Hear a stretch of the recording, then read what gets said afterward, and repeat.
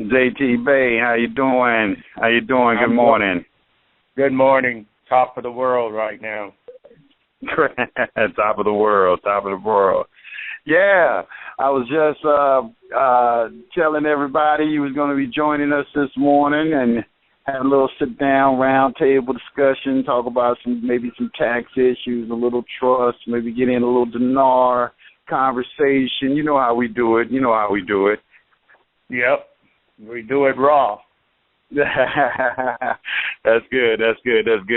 Well, for all of my listeners who may be unfamiliar with you, because you've been on the show before, and you had a very, very popular show, by the way. A lot of listeners tuned into that show. But why don't you reacquaint yourself with the listening audience by taking a little time, telling them who you are, what you do, how you got into what you're doing, and all this right here. I'm going to give you the floor a little bit, and you could just rattle off and just do your thing, okay? All right. I'm JT Bay, and I specialize in taxes and trust. And there's a lot of information in both of those areas, but you have to immerse yourself in it. Took me 11 years to learn the complete Internal Revenue Code, all 9,820 pages. But I put it to memory so I wouldn't forget it. And that's a good thing because you never know when you're going to be in a battle. But I've never lost in front of the IRS, and I started back in 1975. And since then, I've never had a problem with those boys because they don't read their books. Their books are on their desk, and they look brand new. No dog-eared collars to the books or none of that. So that shows that they're really just clerks and running around posing as agents, but they're really not. They're basically people that carry paper around and try to look important. But the idea is to understand and know what the codes are about and how they are set up. And it's very simple to me. It is simple. The code sections are from A through, I think, D. I would think, no, really E and F. F is where you stop off at. Subtitle A is income tax. Subtitle B is gift and estate tax, which we're going to talk about in trust. Subtitle C is employment tax. Subtitle D is Subtitle D. What was that? That's excise tax, which is really crazy. Subtitle E is alcohol, tobacco, and firearm. That's where they pull a lot of you guys into and make you liable for a tax. Subtitle F is procedure and administration for D&E. And subtitle F is subtitle. Wow, why am I having lapses? Subtitle F is slipping my mind. I'm not up yet. Subtitle D, E, F is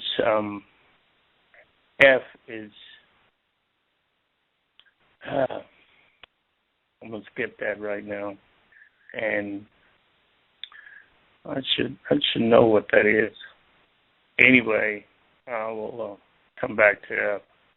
F is not the procedures and administration. Are there? I think it is. I think it's procedures and administration for D&E. That's what it is. It's the procedures and administration for D&E. I don't keep it in mind a lot because it's way in the back of the book. Subtitle F also is where a lot of people are trapped, and that's where they get the most of their money from, and that it's not lawful. When you get into G, and H and all those are talking about things like black loan, insurance, and things like that. But that's basically the codes as they are. The trust is a little bit different. It's based on subtitle B of the Complete Internal Revenue Code, which is estate planning. Estate planning is very, very difficult to maneuver through because it goes back and forth to taxes, and then it goes back to constitutional law, admiralty, maritime, and also English law, which is chancery law. We'll be talking about that a little bit when we get into the trust issues. I'm waking up now, so I can get my groove on. But that's some of the highlights that we'll be going over today and discussing in detail. There are some important things that I'm going to discuss in regards to how the trust is set up. And the trust is basically for those who are very wealthy. You won't find too many broke folks with trust. Trusts help you eliminate a lot of tax issues also because there are certain code sections that you can utilize. And we'll be talking about those code sections. And the first one that comes to mind is 3121E. You want to write that down. That's an important code section because it separates the men from the boys. And I say that to say that in that code section, you are allowed to transfer cash flow from one trust to another entity to a 1040 NR non-resident. And from there, you can do another transfer, foreign to foreign. It's no longer U.S. income. And it's a big leap for those who are used to paying taxes. You will not be paying any because it's no longer U.S. income.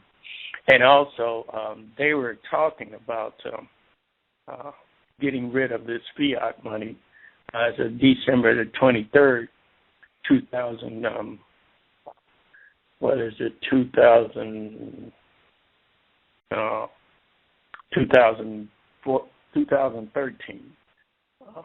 They were supposed to eliminate fiat, as in these Federal Reserve notes. And in Title 31, Section 3124, stocks and obligations of the United States are exempt from taxation by a state or political subdivision of a state. And that includes all these notes that you see running around here. Veil as money. They are not money. They are obligations, and obligations for what they call IOUs. And everyone is using those IOUs because they allow people to buy and sell. But they were first used as military script. So we're basically still under military rule if you're using military obligations. And to date, I went to the bank the first of the year to do a transaction and pull some cash out, and I found that the new bills were also had Federal Reserve on them. And if it has Federal Reserve on it, 99.9% of the time, that would be fiat. That would be obligations of the United States.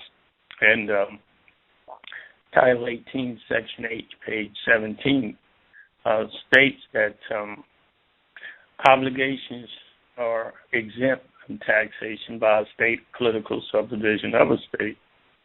Now, if they are exempt, how could you be paying taxes on that, on an IOU? It just boggles the mind how people are duped into certain things that the so-called government, who are really gangsters, to be honest with you, they're gangsters, and they're running roughshod over us. And if you don't play by their rules, they either kill you or they incarcerate you, which is the same thing. They kill you spiritually. So it's a big mess that we're going to have to figure out.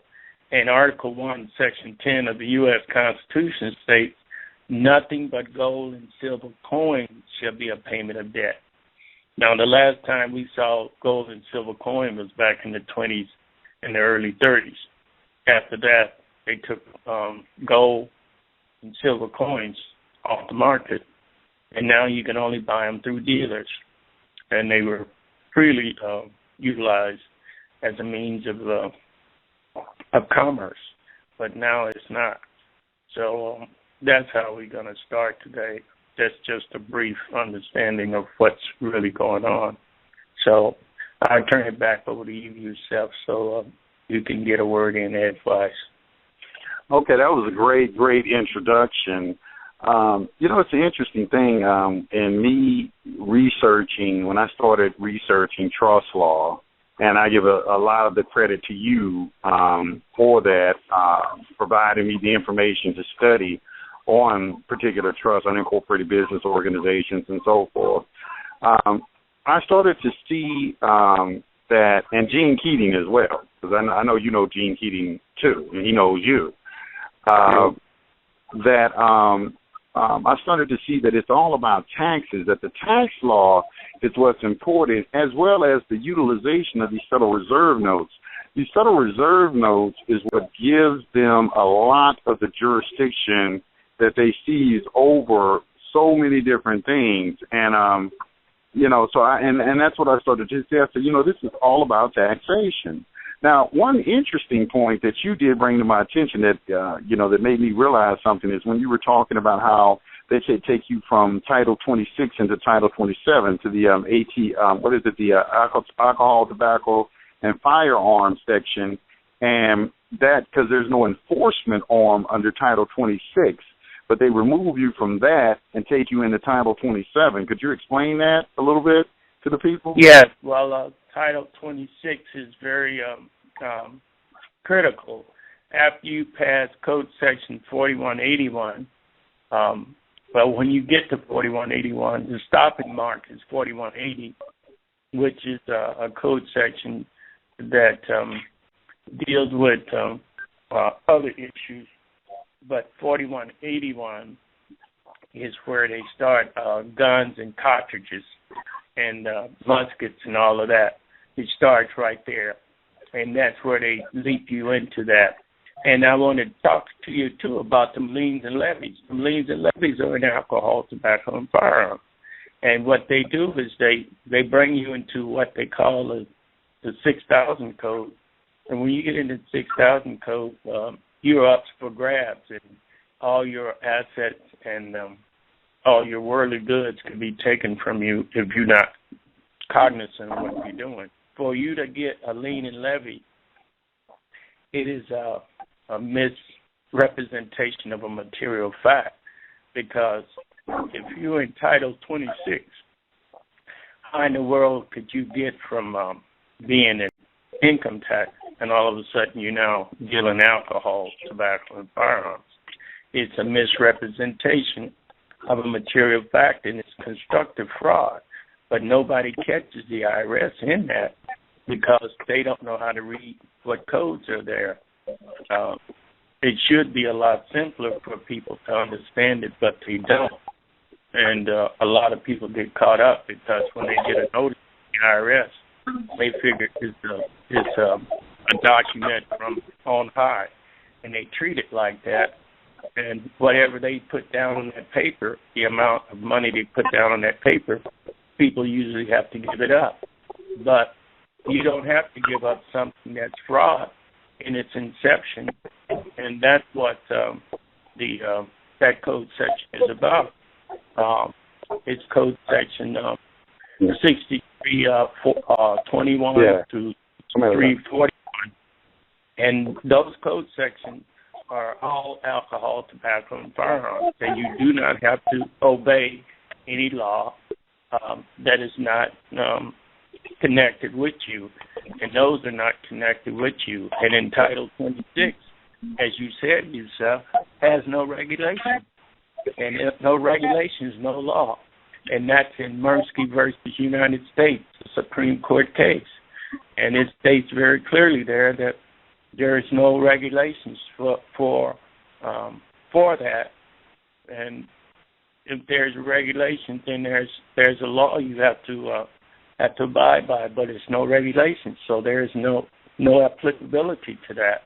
But you have to show them that they're not correct, because by you just telling them that they're not correct, they don't understand it. Because, like I said, those books on their desk, if you want to check out an agent and see what they know, you just go look at it. They say, let me see your code book. You go get his code book, it looks brand new. It hasn't, none of the pages have been tossed in it, or no wear has been put on them, and you have to put some wear and tear on it if you're going to get something out of it, and that's just the way it is, period. That's interesting. In studying trust law and trust management, because we got a lot of people, who listen to this show, they talk about setting up foreign trusts, 9-8 numbers. We get a lot of discussion, 4 or 5 numbers, things of that nature.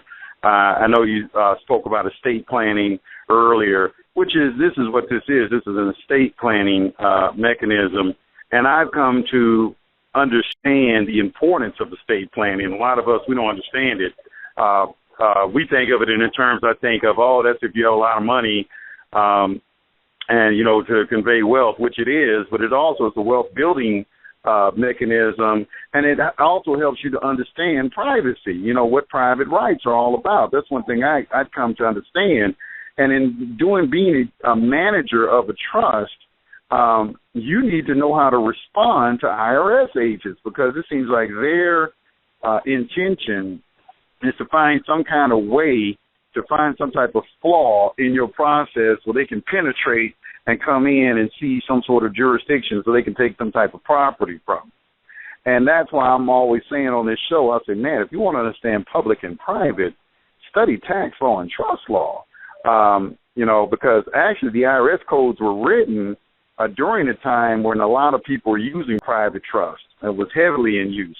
And so, you're going to find out a lot about, protecting privacy by studying the IRS. Would you agree with that?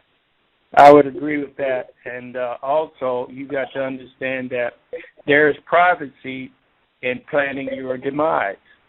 That's what people don't understand. None of us is going to leave here alive. So, Subtitle B is a very important code section because it allows you the ability to plan your estate. And your estate is your body, your property, your assets. All of that is involved in your estate. And you have a right to plan your estate any way you see fit, whether you want to give it away, whether you want to, improve it, whether you want to help it grow. All of those attributes are in estate planning. And there's one key thing about the trustee. The trustee do not have to testify in the court in regards to the trust because it's private. And I mean it's really private because you don't see any of those politicians talking about their estate anytime, any place, anyhow. Because if you did, you would find out they've garnered billions of dollars that they've stolen from the U.S. government and put under their mattress. And there is no tax for them, but there's a tax for you if you got 25 cents. They want 10 cents of that. So it's just not a fair system at all, and it's not set up the way to be. You have to be on your job. You have to be cognizant of how they pry into your business and make it their business. It's nobody's business when you get into trust and estate. It's nobody's business. It's your business. You're the ones passing on, not them. and they'll just be waiting to get whatever is left of your estate and put your people under the gun. And because they don't know, they're not understanding what's going on. A lot of the people's estate gets taken away from them when the person that was head of the family, whether it's father or mother, pass on and hasn't passed the information to them. And that's why I'm here, because I would like to pass that information to people and not make it where it's a burden on their wallets, and get them set for the wolves that are coming, because they definitely smell the blood, and they're coming, and they're going to be coming to police you. And this thing about them getting rid of the Federal Reserve is a joke. They still here. They're here, and it's past the 23rd of December, and it just don't make good nonsense. It's just crazy. Okay, now you're saying they're getting rid of the Federal Reserve. Okay, and I don't see that happening either. There's a lot of hype. But before we go into that, let me jump real quick to another topic. Let's talk about these dinars, because this dinar thing is, and I want my listening audience to be aware of it, because I think that they should. I think it's my responsibility to tell them that there's a possibility that they could possibly be enriched by this. Now, I've gotten into this dinar thing, and, I see what's going on. Matter of fact, I ordered some more dinars last night because they said, hey, I'm supposed to jump off again. But what is your take on these dinars, and what do you feel is going to happen with these dinars? And in case everybody didn't know what a dinar is the Iraqi currency from Iraq. And it's one of the oldest currencies on the face of the planet. But go ahead and talk about that a little bit, because I think our people should be at least informed about that. Well, the dinar is basically what they call petrodollars, oil dollars, because Iraq continues to find bigger and larger pockets of oil. They just found one about 2 weeks ago in a colony up northwest of what is that? Was one of the major cities in Iraq. Well, I don't know whether it's Basra or one of those places, but the dinar is utilized better than the U.S. dollar, because the U.S. dollar is losing its traction, and it's becoming almost a lost sheep in the wilderness.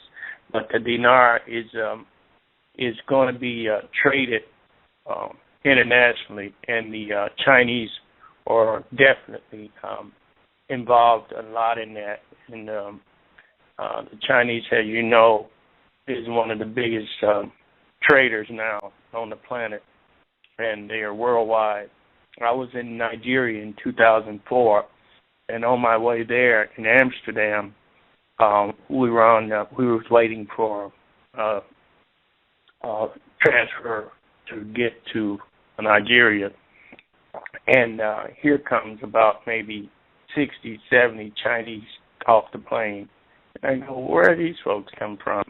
They got on the same plane I got on, the 777, and they flew into Nigeria. Well, about 2 or 3 weeks later, they, while I was there, they had etched out a deal with the government of Nigeria.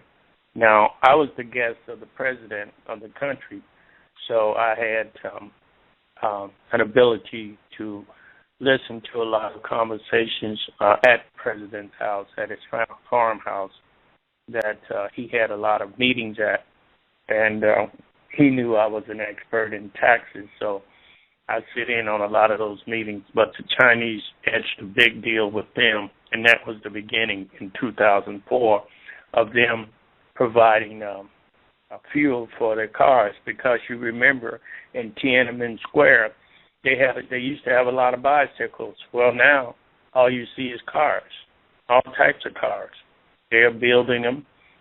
They're exporting them. They're expanding their portfolio, and they're expanding their tracks on the planet, because China is everywhere now, and they're the ones that are getting these dinars where they are, because they were just pennies years ago, and now I heard that you can get at least $56 per dinar in where is this place at? In Reno. In Reno now, I was told that the going price is $56 per dinar. Now that's 25,000 dinar for one note. Okay, it's a 25K note, and 25,000 times 56. You do the math. It's very easy to understand why it's so pervasive, and it's going to be one of the biggest currency even after this happens. So if I was you guys, I wouldn't get rid of all of them, because the banks are looking for that.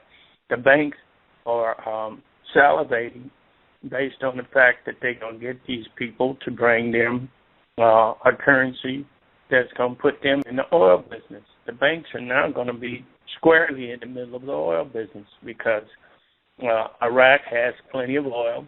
They have plenty of gold. They have plenty of other minerals. They have, what is that called? Titanium.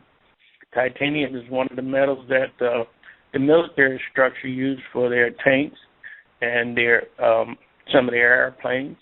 So the bullets won't penetrate them. But there's a lot of assets that Iraq has now.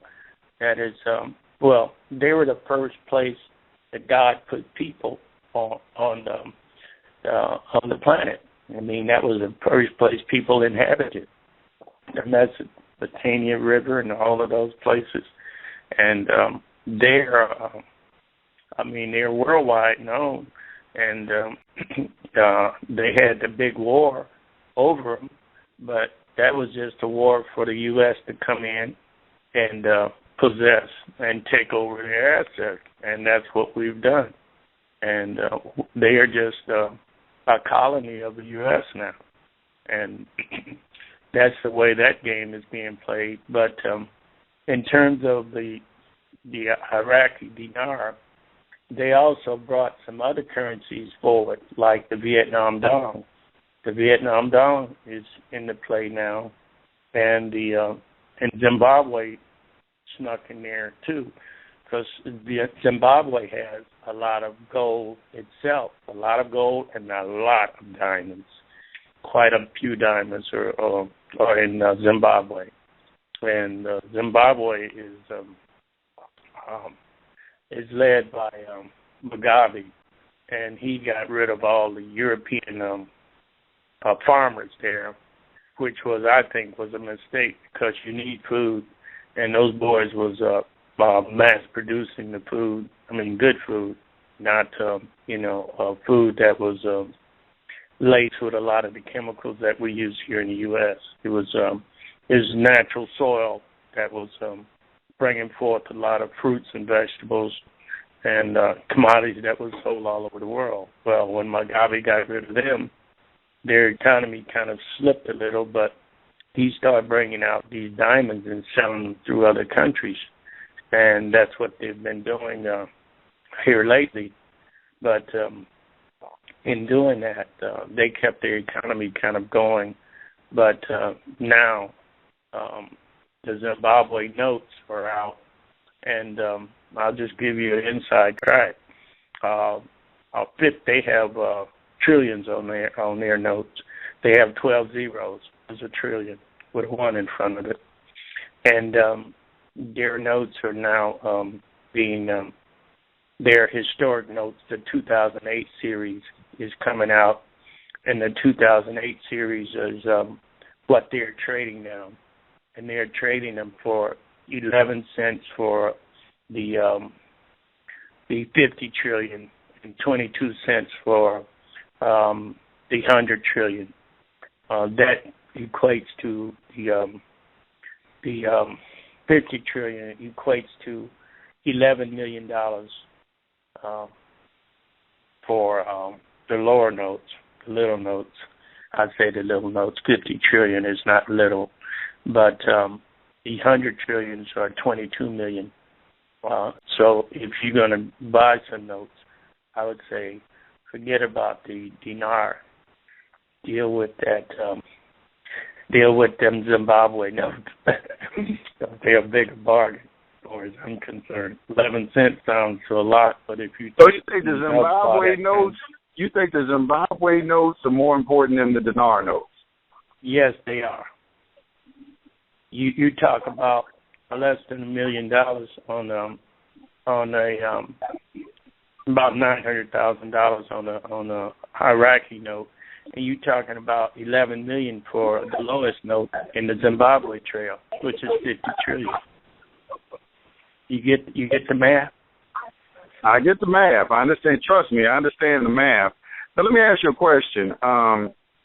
A lot of people I've been looking at, and I've been on some other websites, and I've seen them doing webinars on this and all types of stuff, is that they are getting people to pool together their Iraqis, their Zimbabwe's, their dinars and everything, and pool it together and put it into a trust in order to put it on a trading platform. You know anything about that? Yes, sir. And the U.S. government is doing the same thing. They're doing that in blocks and pools. You have to have a pool of 100 million to get on the trading platform. And some of my neighbors, former neighbors' friends, are traders. And I've been in their house and I've been in their presence when they were talking about these types of items. And it's quite fluid.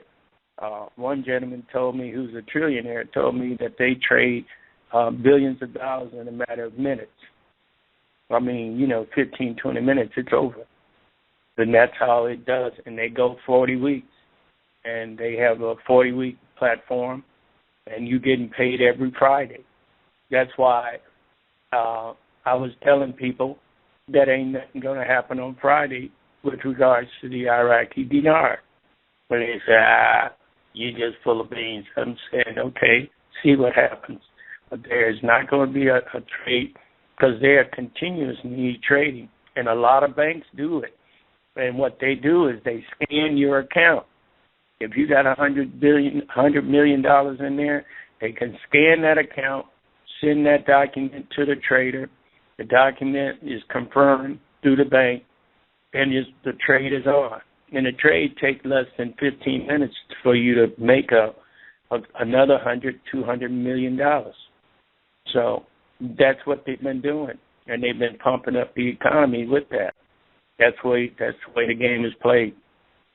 So if you're not up on it, then you can't get with it. But you need 100 million to join the club, and not too many people have that on their own. So they pool the money together, and in 4 weeks they got more than 100 million.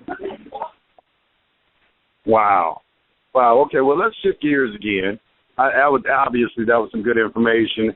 All of you out there, I put a link in the chat room, dinartrade.com. They sell a lot of different currencies. You can check them out. It's dinartrade.com. They sell the Viet Dong, the Korean won, the Chinese yuan, Indonesian rupee, the dinar. There's a Zimbabwe on here? No, Zimbabwe is not on there. You have to go to an independent dealer for Zimbabwe. Just type in Zimbabwe note.com and Zimbabwe dollar. They call it the Zimbabwe dollar also. And you can get some bites on that. But they keep saying it's coming out.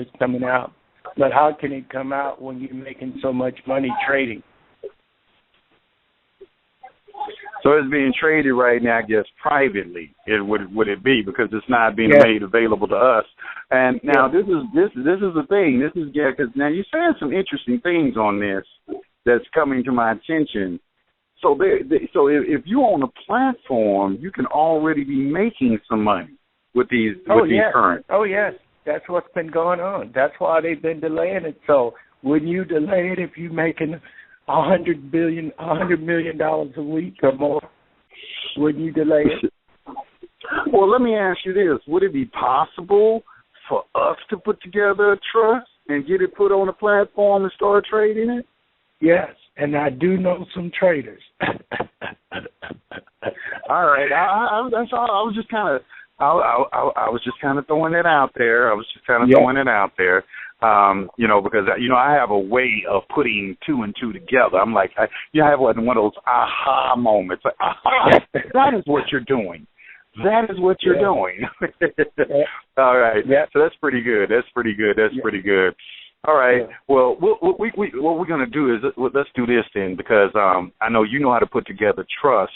And what I wanted to do with my listening audience is I wanted to do a webinar with you on putting together these trusts. You think we could put that together? Yes, we can definitely put that together. It's okay. Great. I did. And there's a gentleman there's a gentleman that I have to give my hat off to. He was from Boston, and he and I started back in '84. And his trusts are totally different because he puts an opinion letter. He's an attorney. He puts an opinion letter with the trust, and that opinion letter basically eliminates any taxes that entity would absorb as a result of the crooked government coming at him about taxes. And his name is Paul J. Sula Jr., and he's in Hawaii. I think he's in Kauai right now. It's been a while since, excuse me, it's been a while since I've talked with him. But when we were working together, his trust was not the typical trust that we do here. Our trust is normally about $3,000 to, excuse me, $3,000 to $3,500. His trusts are $26,000. The reason why it's $26,000 because he goes into depth, and his common law trusts are ironclad, and they can't break through them, and you cannot be sued or anything about them because you can't get the information from the trust due to the fact of privacy and estate planning. So it's an ironclad situation. Now, if you are wanting to get something that will last your lifetime and your family's lifetime, that would be the guy to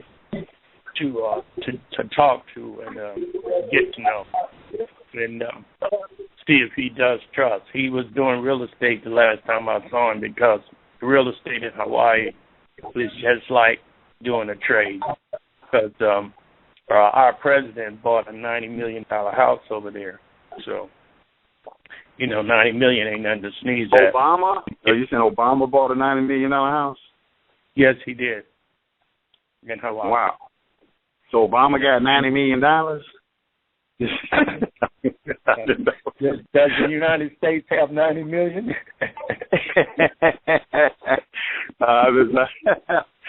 That's interesting.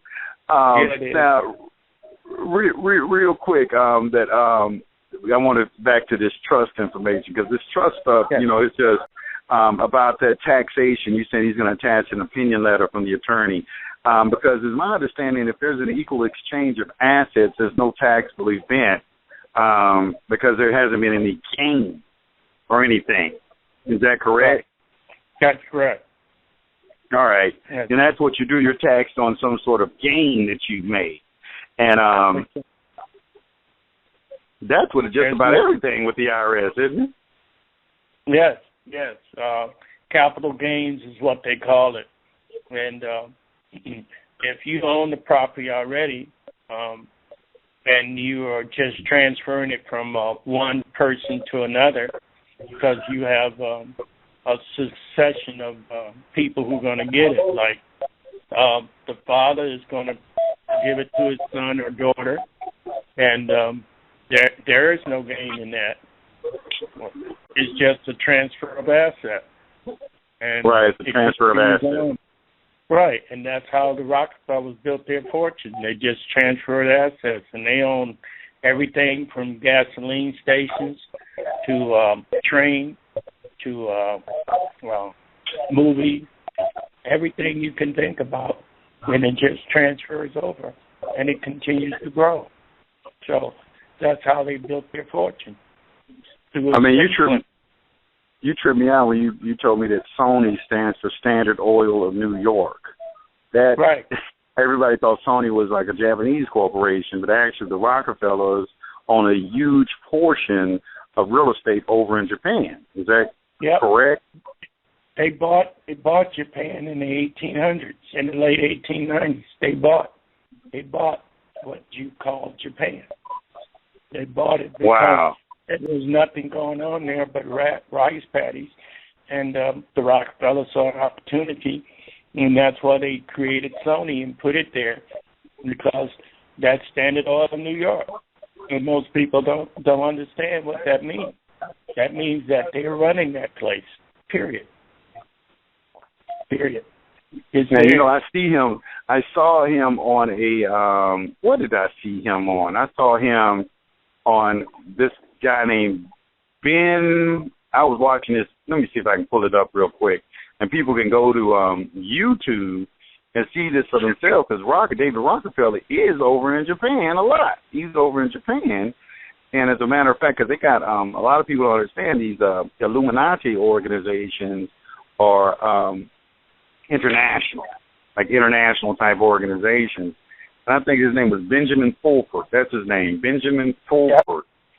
And you can get on YouTube and watch him. He has actually where he sits down with an interview with David Rockefeller over in Japan.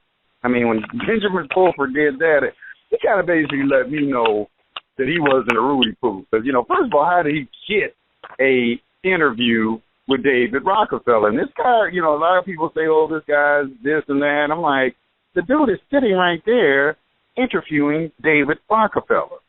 And David looked all shocked and everything. I'm like, wow, that was, he got a lot of respect when he did that. His name is Benjamin Fulford, and you can get on YouTube, and you can find this on YouTube. You can find it on YouTube. They roll like that because they are part of that whole Illuminati group that the Rothschilds created back in Russia. And they are also in the same club. And those boys run the world because they have all the funds available to them. They got everything that's humanly possible to create, commerce. And that's what they do. They create commerce. And you see Japan goes down, but it always bounces back up. How is that? Well, they got a person who can write a check for any amount that they need.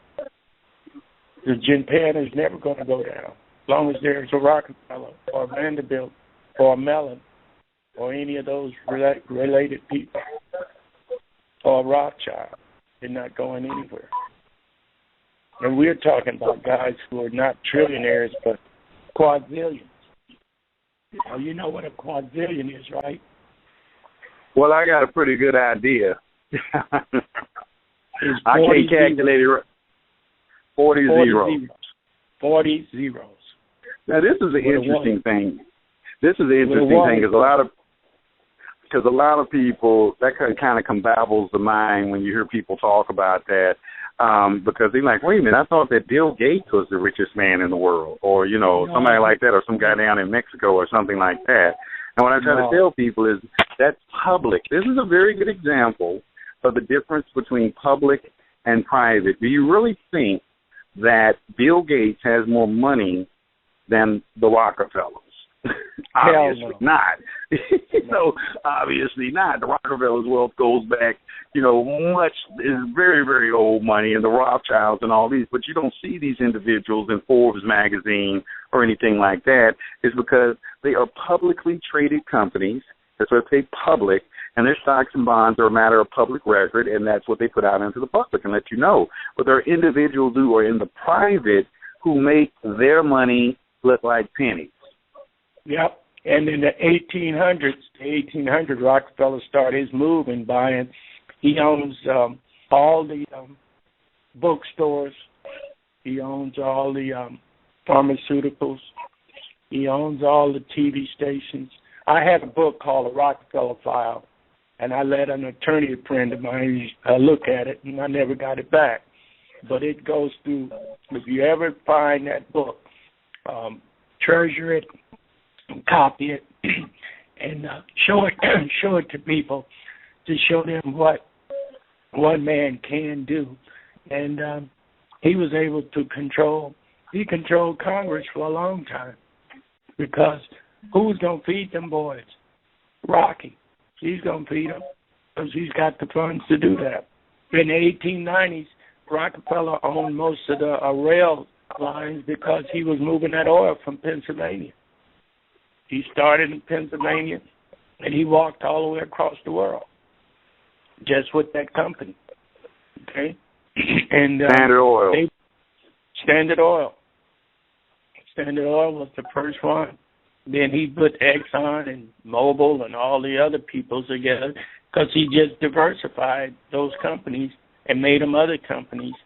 And he did it so strategically that you couldn't stop him. He was like a freight train after that, coming downhill. So if you get in the way, you just get run over, period. Period. You get run over because who's not going to obey the guy who's paying him? Wow. Hey, I got a question from the chat room. It's an interesting question. It says, wouldn't the dinars trading on the platform still trade at the true value? Well, yeah, I would think so. I think that the point is, though, is that it has a value. When you have a value of $100 million, it's trading. This is my understanding that it does have a value. That face value comes alive when you put those dinars on that trading platform. Is that correct? Yes. JT? It's also based on the assets that Iraq has.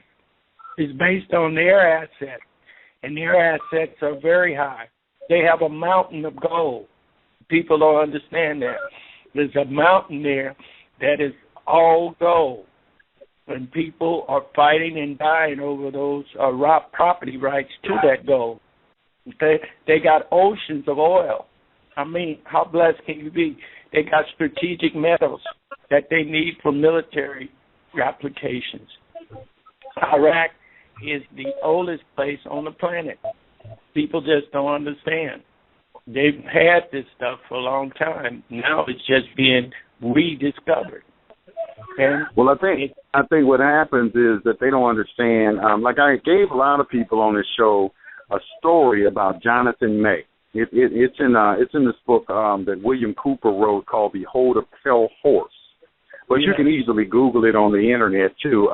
It's called "The Story of Jonathan May," and it is one of the most.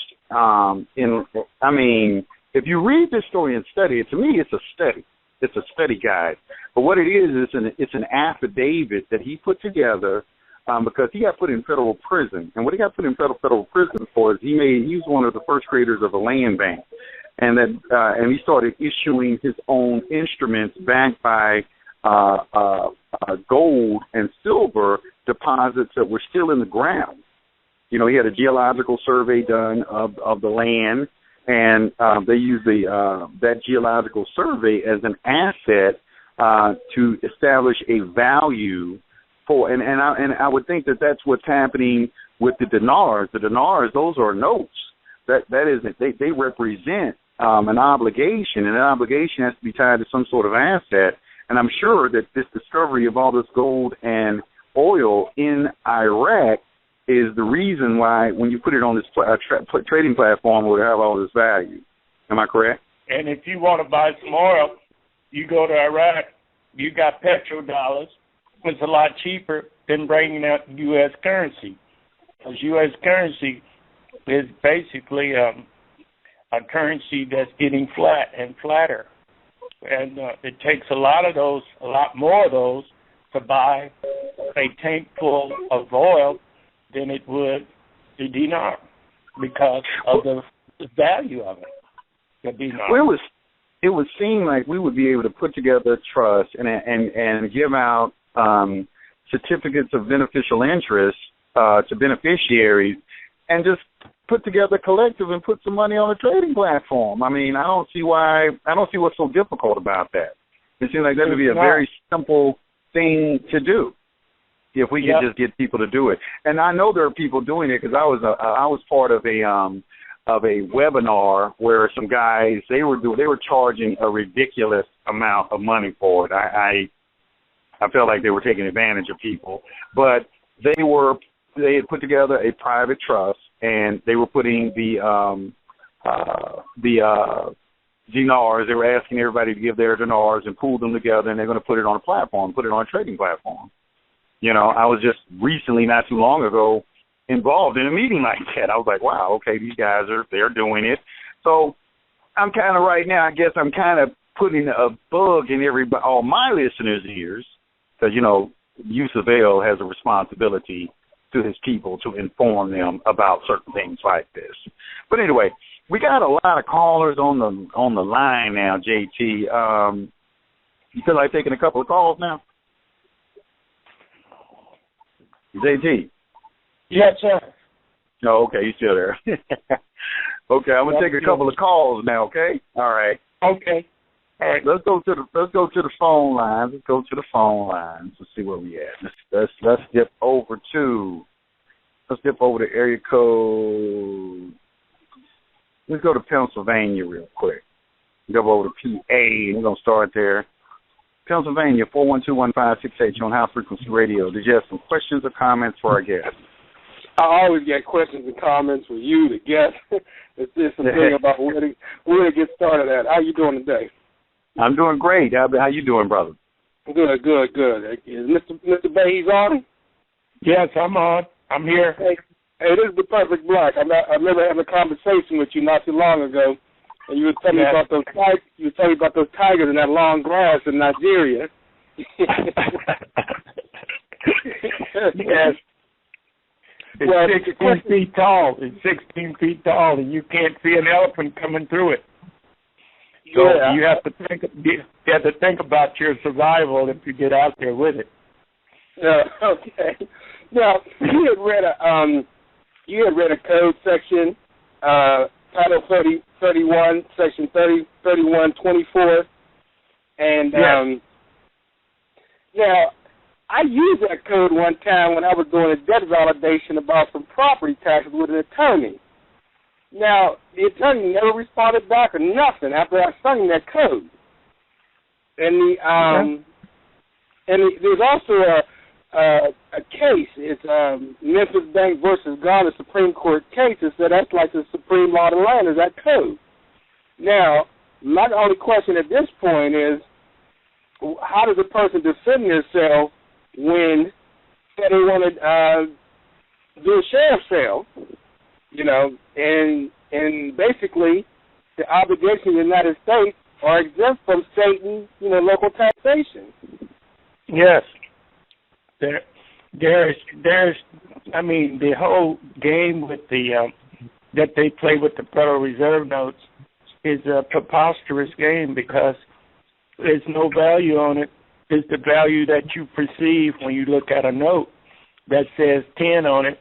You figure that's $10, but that's not $10 of silver. It's not $10 of gold. So you really don't have a measuring tool for that. It's just 10 of something, or 20 of something, or 100 of something. But they take it because it's a matter of procedures. It's a matter of people accepting it. And if you accept it, then you take on all the responsibilities of dealing with that note. And that note has no value. It's 0, 0, 0. Period. Well, my thing is at this point, if you send that, because usually when these attorneys come after you, the debt either been bought or signed by them, So when you send that after them, they decide they're going to just try to gangster you and still try to sell their property. So the best venue, would that be, doing a temporary restraining order and taking them to federal court and say, hey, look, the Constitution says gold and silver, and Federal Reserve, in that code section. So right. My thing is that how you defend it? And also, since Yusef said a lot of this stuff can be put into the public. Now, my question, I guess, Yusef, you can answer too. Would you file a motion for in-camera hearing where, these issues would be discussed inside the judge's private chambers? That's what an in-camera proceeding is. To keep yes, and I got a guy off in San Francisco, even though I was late, and I told him we're going into chambers, and he didn't know how I was going to do it. And I said something to the judge, in effect, that made the judge know that I knew what was going on. When he said, let's go back in the chambers. When we went in the chambers, and I discussed the matter of law to him that he knew was the law, and we came back out. Everybody brushed off their clothes. My client walked out victorious, and that was it. It was over. And the lady asked me how to spell Mirsky. That's a Supreme Court case. She didn't know how to spell Mirsky, M-E-R-S-K-Y. Didn't know how to spell it. That means they had never heard of these things before. A lot of attorneys and judges do not know what they're doing. They do not know. Yusef, you still, that in-camera proceeding, would that keep your issues private and out of the public? Yeah, that's what in-camera means, private, Is that the secret right there? Because you can file a motion for in-camera proceeding. You can file a motion and get it. Yes. And that's where you want to drop the load on them. You want to drop all the things that they're not going to talk about, because it's just kabuki dance when you're going into court with people in the audience and all that. When you get down to business is when you and the judge can sit and talk, and he understands that you have an issue, then your issue is either going to be blared out in the public so the public will know what to do the next time they come in there. But he don't make as much money, because if he can bond the case, he makes money on a continuum in the future. And that's what he's trying to do. He's trying to bond you. That's why they locked up so many people. They're trying to bond them. So when that bond matures in the future, 5 years, if he gives you 5 years, that bond is matured in 5 years. He give you 10 years, that bond matured in 10 years. So he's looking out for his retirement. That's what he's doing. Okay. And I try to tell so many people this. A lot of people, they don't understand that unless they've been in something. I've been in it and tried to use the criminal procedure. I remember I had a case where, when I first started this, where I had understood how to do a demand for speedy trial, and I did it as a chess move. They had me locked up. They wouldn't give me a bond, so I filed a demand for a speedy trial. Now, in Georgia, when you file a demand for a speedy trial, it has to be within 2 terms after you have been indicted. Okay, it has to come in 2 terms, and the 2 terms in Georgia is 2 months. So, so if they indicted you on, like I said, I think they did it November. So it was November, December, January, and February. So I had 4 months to file a demand for a speedy trial.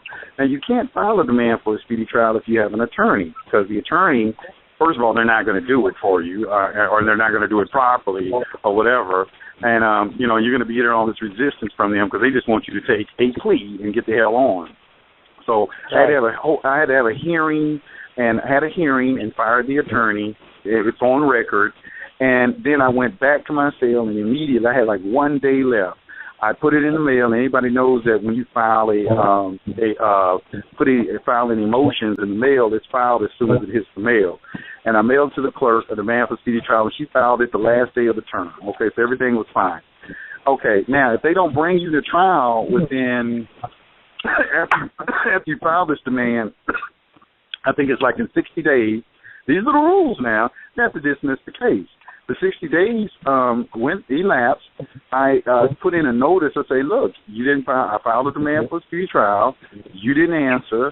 You didn't give me they didn't have any witnesses. That's another reason why I filed a demand, because they didn't have any witnesses. They didn't have a single witness, not one witness. So what they did was they held a hearing and said that my demand for speedy trial was no good because they had appointed me another attorney. Now, mind you, there's nothing on the record that reflects that another attorney put in a notice of the entry of appearance. Now, I'm telling people this to say that you can follow the rules of procedure, and what you're going to find is that you're dealing with a group of people who have a vested interest in circumventing every type of procedure that they can because they are trying to get this bond on you. They are making money off of you, and it is a lot of money that they're making, and they don't give a damn about any procedures, anything. But the only people that would know that are people who go through these things, and that's why I'm on this show telling people this type of stuff. You know, it's like I know procedure inside and out myself. I don't talk about it because I understand privacy. I'm interested in the private side. I'm not interested in the public side anymore. Exactly. And the private side is where you're going to get results, because when you take a judge into the private side and you look him in the eye and you tell him what time really is, and he knows that, you know, he could be disbarred and he could be thrown off that money train, he's not going to play with you. He's going to give you what you're looking for, even if it's an object impossibility. He's going to give it up because he don't want. I work for a judge. I work for a presiding judge at the Criminal Court Building in downtown Los Angeles. So I know what goes on. And I know there's bribes that they take and all of that. And when I've caught my judge taking a bribe, I immediately stop working with him, because when you start taking bribes, that means you start killing people too. So if you don't want to be on that list, you better leave. So I left. Okay. Well, just one last question, and I'll let somebody else grab the phone. And that was these remix and the taxes that are like tax. Isn't there like a tax shelter where these investors they're in these remix? Aren't they under some type of tax shelter? And that's the very reason why they have these remix. Yeah, I can answer that, but go ahead, JT. I can answer that. But go ahead. They are, because those real estate investment groups are doing a lot of things that is in accounting, which is like depreciation and not amortization, but depreciation and other maneuvers that they do to reduce the amount of taxation that's going on in some of those remix, because they are assets, and assets have a way of depreciating over a period of time, and that depreciation is either accelerated or scaled back. You can do either one you want to do. You could either accelerate it by cutting the years down, or you can drag it out by extending the amount of years that you have on those remix. And that's how you manipulate the numbers. And it's just how you feel that how long the assets is going to be viable. And that's basically an estimation, because it could go further or it could go less. It's just how you want to set it up, and that's accounting. That's why you have to know accounting as well as law to get through the maze of this craziness that they got going. Oh, please say that again.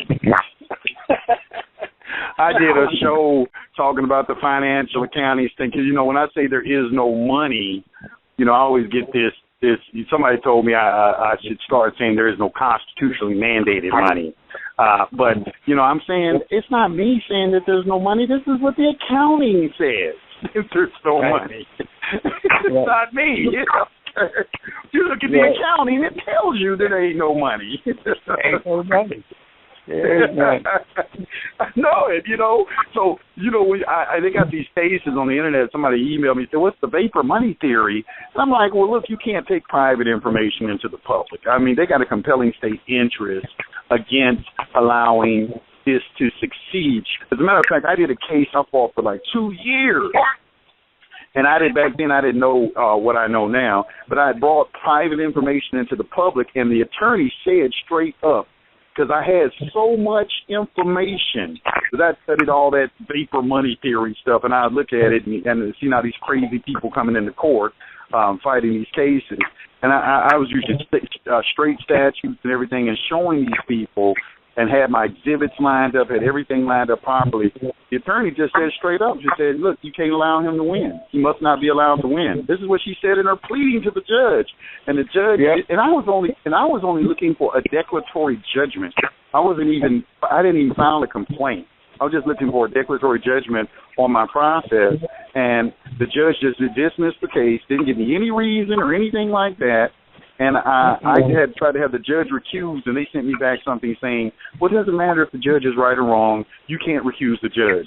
And this is the type of ridiculous responses that I was getting. But then I began to understand. I didn't put them on Front Street with all this private information. But I hit them with so much stuff that it was undeniable, because you look at a lot of these other people who get accused of these vapor money theories. They're coming in and saying, "Oh, there's some private trust somewhere, and we're getting money off the trust," and they're going to make you look like you're crazy. It's like, what are you talking about? And you start talking about House Joint Resolution 192, and they're going to read that, and they're going to say, "Well, there's nothing in here that says there's a private account that you can draw off of or anything like that," and they're absolutely correct. There's no wording in there. So you're going to have to learn the accounting procedures. You're going to have to learn what the law states about negotiable instruments. It's an aggregation of different things that you have to become adept at understanding before you can present something like that. And you still should put it in the public. Well, let me ask you this: if most of this stuff, if this public information, I'm losing where it says where you're saying it should be private if it's public information. Well, your process, you know what? It is public information. It is. You can check out the statement of cash flow 95. That's public. Financial Accounting Standards Board Statement 140 on set off. That's public. You affidavit of Walker Todd, Modern Money Mechanics. There are a lot of different things out there that you can, the Federal Reserve circulars. There are a lot of different things out there that is public information that will substantiate what we are saying. But they can't allow any kind of ruling like that to set some type of precedence in court, because let me ask you a question. What would happen to the country if nobody paid house notes or car notes? You know what? I think it'd be a better place. I just do, but I can't really speculate. I can't speculate on that. But what I can say is this, though: when you have made a statement about, you said, well, when they read House Joint Resolution, they're saying like there's no secret accounts. But if an individual would come back and ask them, well, what exactly are the Chris accounts where your signature is creating money? So it's like they can't have it both ways. I mean, if you're saying there's no secret account, then when I'm signing these negotiable instruments and these indictments, how's it going into the Chris accounts and you guys are making money? Right, right. And they hide, that's private information. I mean, it's like they got Chris accounts. Obviously, there's a document that I presented to everybody where it shows that they securitize each one of these cases. An indictment itself is a negotiable instrument. An indictment, it's money. It's a check. But most people don't know that because they don't know what the elements that are necessary. That's what fraud in the factum is. Fraud in the factum is when you are presented with a document and you haven't been made aware that it is a negotiable instrument. The applications for car contracts are negotiable instruments. They securitize these things. I mean, I went into a dealership to buy a car with cash. Do they have to file an 8300 form paying taxes? It's a cash deposit. Do they have to pay taxes when they take these negotiable instruments and they're making funds off of it? You signed it. Go ahead. You signed it. Your signature is the money. When you sign it, you're signing at your value to it. It's quiet title to the money. Then isn't there something filed with the IRS that they're making money off? I mean, there's a paper trail somewhere, because it seems like the more that I listen to the show, it's like I'm learning more. But it seems like if they're making money off your signature, there's a document somewhere that needs to be filed with the IRS as a cash deposit. And that's what you ask for 1099 OID, because OIDs they securitize car notes and they securitize mortgages. And that's when they fill out the tax form, they do a 1099 OID. And on a 1099 OID, it identifies who the issuer and the recipient of the funds is, especially on the 8281. Now, you can read publication 1212 that references the OID. Now, if you look under the UCC for the definition of issuer, it is the maker or drawer of these negotiable instruments, which is you. You, right. And they also gonna file a 1099A on that to back themselves up. And exactly. The 1099A will give it a value. The 1099A gives it a value, an amount. I thought it was abandoned property. You thought it was what? 1099A. I thought that was an abandoned property. No, it's for acquisition or abandonment. It's not just for abandonment. It's acquisition for abandonment. And what is abandoned property? That is the word that you're looking for. That is that they file that because they have an accounts payable that they have to account for, that they owe money back to you. This is why I said you have to understand GAAP and the matching principle and how accounting works, because there is an accounts receivable and accounts payable every time a loan is made, because they don't have any money. They don't have any money. When promissory notes today are utilized as money, and they can treat it as a liability instrument or a draft, and they treat it as a draft because when you look on the back of the promissory note, they put paid to the order of. That's correct. Exactly. That's what that means. Why do you think? See, these guys, they're looking at, they don't know what that means. They go, well, they write paid to order on the plan. So that's a lot of people out there got copies of their promissory note where it got paid to the order of. It's a draft. They're treating your promissory note as a draft. The property is paid for. You made a deposit in a financial institution, just like if you walked in Bank of America and took a $100 bill in there and made a deposit. They have to lodge it on their books as an asset because now they got $100. You just loaned them $100, but it's also a liability because they got to give it back to you. But what they do is they do off-balance sheet accounting, and they hide that payable side from you in these mortgage transactions, and they keep it. And then you wonder why a CEO of a corporation gets a $30 and $40 million bonus. Y'all are paying for that. Exactly. So they filed 1099 on that also, that right? Say what? What was that? You go through foreclosure, they filed 1099 that you abandoned that property. That's correct also, right? Well, I can't understand. You abandon it if you don't come within 30 days of finishing the transaction. You abandon it. If you look on each one of those documents, they have a corrected too, where you can correct it, because we file corrections on them all the time, because they'll go ahead and file that and say that you abandoned it. It's a claim. If you don't counteract their claim, there's nothing. Silence is acquiescence under the law. What you do, you can go into court. You can go into court and subpoena duces check these documents we're talking about. They ain't gonna want to give them to you. They're not gonna want to give it to you. You know what I'm saying? You say, okay, well, you're saying you're a creditor. If you are a creditor, then your accounting should reflect that you are a creditor. Right. That's correct. Well, Yusef, I'm gonna get ready to go. I want to hog the phone because I could keep you on the phone forever. But one more thing I want to add before I go is that with these attorneys, now I got this from I believe Randy Kelton, right? And he said, like, a lot of times when you file bar grievance against these attorneys, if you file two of them, they can have their insurance pulled off from under them. Have you ever heard that? It's just like an insurance claim. I mean, if you get too many claims against you, your insurance company drops you. But they said 2 in 1 year. They said 2 in 1 year. So I'm going to look that up. If I can find out I find out how true it is, I'll let the family know. But from understanding, if these attorneys, because they act like they can do anything, and they get 2 bar agreements filed on them within 1 year, their insurance will be dropped. So I'm going to look that up. I don't know if you know about it or JT knows about it, but I'm going to look that up for the family. Because these attorneys are really the gatekeepers, for what's going on. Right. I agree. They're trying to make money. Right. Okay. You have a nice day. It's a pleasure. All right. Well, appreciate it, brother. Appreciate it. Thank you. Let me go to the next caller real quick. I think this is Pennsylvania too. This is 267. There you go. We got a lot of people in Pennsylvania today. 267-4350. Pennsylvania. Hey, what's going on? How you doing? Hey, listen, I was calling because I heard Brother Bay talk about these Zimbabwe notes, and I actually have over $40.5 billion worth of Zimbabwe notes. What can I actually do with these things? They actually worth something? How many you got?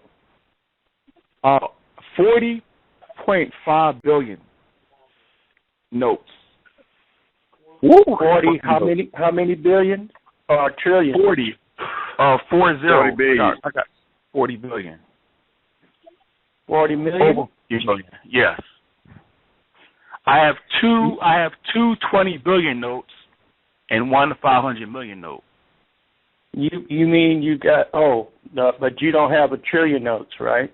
I don't have the trillion note, no. You don't have any trillion notes. Well, I don't. I don't know whether they'll cut any zeros off of that because a billion is I think 6 zeros, and you could probably get I think you can get maybe either 11 cents or 22 cents off of that times the amount that you're talking. It's either 11 cents or 22 cents. At 22 cents, you're still looking at 22 million. And at 11 cents, you're looking at 11 million.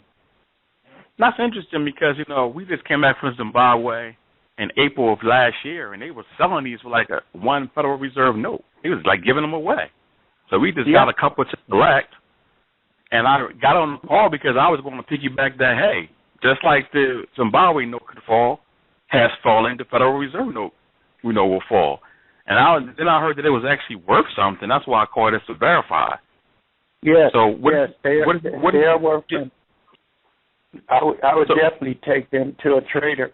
You could take them to a currency trader right now and find out what their values are. They will tell you what the values are. They can ask you what year it is on the note too. Because if it's 2008 is a good year, is a good vintage. Okay. Yeah. These are actually 2008. Okay, you got good notes. Those are good. Okay. All of them are 2008. Yeah, all of them. But you're good. Those are historic notes. Those are good. You got money. So I go to a currency trader, and they're about 11 cents per zero. You're saying? Yeah, per note. You got 6 zeros, so you still good. You good. You got 11 million, or you got 22 million. It just depends on the numbers that you got on them. When you say 22 million, what is it going to be equal to? Is that Federal Reserve notes? Is that lawful money gold? What is that equal to? Well, whatever they're going to give you, you're going to take it and run, and you can convert it to whatever you want to convert it after that. If it's 22 million in Federal Reserve notes, you can transfer that into gold or silver. Okay. Oh, I got it. There's a company out of Germany, and this is just something that just came across. A MasterCard card will put that gold on your MasterCard, and you can take it in gold. Is that the company that has the carat bars? Yep. Yep. Okay. Exactly. Okay. I have an account with them. They're the one they charge like $63 per gram. Yes. Yes. Okay, that's the same company. Okay. Wow. Okay. I have an 28, account with and them. it's 28, and it's 28 grams to an ounce. You know that from the old days. Yes, exactly. Wow. So I can actually contact that company, and they can actually do the trade for me. They can do the trade for you. For those Zimbabwe notes. For those Zimbabwe notes, and you can turn them right into gold. And you can put it on a card and walk around with it. That is unbelievable. Unfreaking believable. Wow. Well, you just made my day, Brother Bell. You made my day. And I'm going to go ahead and continue listening to the show. All right. All right. Thanks so much. All right. You're right. Peace. All right. Thank you, brother. Thank you, brother. Let's go back to the phones real quick. Let's get over to, let's see, we got in the area of, we'll get down to Florida real quick, see what's going down in Florida. 561-1665, Florida. You're on High Frequency Radio. Did you have a question or comment for our guest? Hi. Thank you for taking my call. And I want to just thank Brother Bay for doing all the research he had and sharing it with the people. I had a question for you. Mm-hmm. Okay. I just missed like 30 minutes of what you guys were just talking about. I'm going to have to go back in the archives, so hopefully I'm not repeating a question. But it has to do with foreclosures and fraudulent conveyances of property. The question I have for you is, if something like this occurred 9 years ago, could you still backtrack through the IRS, through the 3949 form, to try to locate where the money is from the promissory note? I would say my first response would be no, because I heard they don't go past 3 years.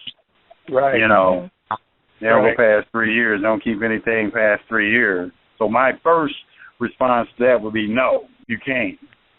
But I've heard people say that they 1099A things that are much, much older. And let me talk about the 1099 OID real quick, because I heard somebody say people go to jail for 1099 OIDs, and they do. They do go to jail for 1099 OIDs. My experience, my personal experience with 1099 OID, because I had an office in Georgia where I met a lot of different people with OIDs. And so I had people who would come to my office who had federal cases lodged against them for doing OIDs, and I have people who came to my office and who got their checks for their OIDs and showed me the checks, and I have copies of those checks. I have copies of those checks that they let me have. So I've seen this stuff. It's not no myth or anything to me. I've seen the stuff that these people present and have in my office. As a matter of fact, there was one guy who used to come to my office. These guys were partners in a bank. And they were like, man, these people are bringing these checks through from the IRS, $800,000, $700,000, and he wanted to know if I knew how to do a 1099 OID process. And these guys have an interest in a bank, because we put holes on the checks and everything, and they still go through, you know. So he had heard about me. He wanted to know. So it's like, so when I talk about things, it's my personal experience and seeing, because, you know, I had my doubts too. You have doubts about things, and then you'll just all of a sudden come across things and you're like, damn, this is some real stuff, you know. And then you'll see that the IRS will come in and they don't want the information out. So when you look at the people who call cases, one thing you'll see that is a common denominator of all the people with the 1099 OID is they were teaching or taking money or doing seminars or something like that. That's when the IRS comes in and shuts you down. They didn't shut you down just for doing the 1099 OID. They shut you down because you out here teaching other people how to do 1099 OIDs and making a profit and a gain off of it. Mm-hmm. That's what it is. You know what I'm saying? Because I'm the type of person, I read cases. I go read the cases. I go read the cases. Okay, why are these people getting locked up? But go ahead. But what I'm alluding to is you lost your property. There may be some small possibility if you can't get the property back that you can 1099. Because I see that you are you're listening to the show every day. And at some point, you're going to have to either, because I see that you're diligent, you need to call the IRS. Because I've had people do this. They contacted the IRS. The IRS told them what to do. Mm-hmm. You know, a lot of people won't talk to the IRS because they think the IRS is their enemy. Call the IRS up and ask them, look, I'm about to do this, and then explain. And this is another thing that I see about them. It's like I went down, I took my friend just to show him what I was talking about. I said, let's go down to the IRS and let's get the individual master file. Let's go down there and talk to him about an individual master file.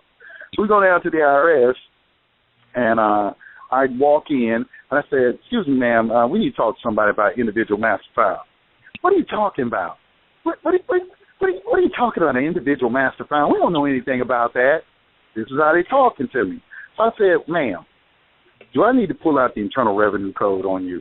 Do I really have to do that right now? Mm-hmm. And then she looked at me and smiled and said, well, you know, copies of it cost $40. And my friend was just like, I can't believe that. Mm-hmm. And I said, yeah, they will hide information from you. All right, they don't want you to know certain things. They damn sure don't want you to. Well, if the individual master file is not anything important, then why do they put it in a coded format? Why do you have to decode it? Right. Mm-hmm. Right. But you know what you do when you go into the IRS, what I've learned when in the years of dealing with them, you have to pin their ears back when you first get in there. What you have to do is you have to ask them for their federal ID and their local ID, whatever state they're in. You have to look at both IDs, but you have to write down their numbers, let them know you write their numbers down, because in the old days, they used to go by Mr. Green, Mr. Blue, Mr. Gray, and all those things, and you wouldn't know what agent you dealt with. You have to know the identity of that agent, and they have to show you their ID. So when they show you their ID, you write their names down, you write their ID number down, and if they do something that's egregious, you can report them to their supervisor, and they will get slapped on their knuckles. So they don't want that, so they will treat you differently than they treat the guy off the street, because he don't know nothing. But you have to know something to ask for the ID. Ask for the ID. And that's why I listen to the show. So, you know, like Yusef, sometimes I interrupt with you because I've listened to a lot of your archives, so I kind of know, you know, where you're heading with certain things, and I've listened to that. But, like, what I'm talking about with this particular property, you know, when you had the show with Gene Keating, he was talking about errors and omissions through the title company, through, you know, things that weren't disclosed. And so when I contacted the insurance commissioner, they were saying, oh, well, you have to contact the bar because this title company went out of business. But I'm telling you, this particular title company targeted me for my property. They were the purchaser of the property, and the reason why is because it's a hot spot in Florida. And, you know, so now I'm trying to backtrack so that I have the right verbiage when I'm speaking to the bar representative, because that's the ones that the insurance commission is saying that I need to speak with to say, okay, wait a second, I need to backtrack the accounting of what happened with this property because I believe I've been bamboozled. And so, you need to go and face them and get their ID so you can see the numbers on their ID card, and then you got something you can deal with. You got to leverage because now you know who told you that crap. Because they'll say, I never said that. Well, they have their word against theirs. But if you got their ID in their names, you got a smoking gun, say, I was in front of this person and they said this and that. They have to prove otherwise, not you. And then I always like to write them. I just like to get stuff, because he's absolutely correct. Because they tell you something. I tell people this all the time on this show. You're making phone calls to people and everything. They tell you anything they want you on the telephone. You can't be presented as evidence in court. No, everything. I actually send them emails. And they sent me an email, the insurance commissioner, because I was like, okay, I need to file a claim against because this was a lawyer that did this with me, and so I said I need to file a claim with this title company, but they're out of business. But I need to find out who's in charge of their errors and omissions now that they're out of business. Now, Gene Keating was saying that it might be National Fidelity because they all kind of got bought up by, you know, a larger company. But so they're saying, oh, well, with any of that, you need to contact the bar because it was a bar attorney that did this to me, and he also owned the title company. But what I want to do is I want to kind of go in there with the right questions so that I can show where he did me over. He sounds like he was a conflict of interest if he owned the company and he also making the decision. That's a conflict of interest. He bought it for his daughter, supposedly. No, that's still a conflict of interest. It's a conflict of interest. Because it's related party. It's a related party transaction. It goes into accounting.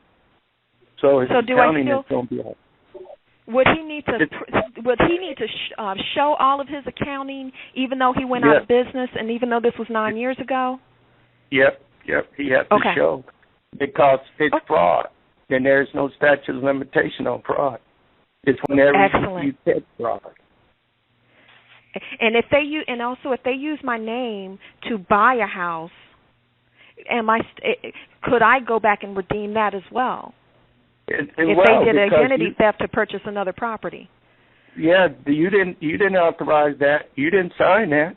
You didn't sign no document saying that, and it has to be in a writing for it to be valid. You can't be hearsay or somebody saying, well, she signed it. Well, where's the document? Where did she sign? Where did she give her approval? It's called tacit approval. You did not tacitly approve any of that. Okay. So since he was the lawyer and since he was the title company, he needs to bring the documents to the table. Yes, he does. And they all have to have your signature on them. If your signature is not on them, that's fraud. He's committed fraud. And that's triple damages for whatever he caused you. Okay, great. And I just mentioned one other thing real quick, too. And I actually sent a letter regarding another property of mine. I sent it to the Chief Justice of the Supreme Court, and they sent me this letter back. First of all, they're trying to say, oh, we got it like two weeks later than it was actually sent through registered mail. And it's just like, it's saying, oh, you can't send a letter to the Chief Justice of the Supreme Court. This is the clerk saying this, right?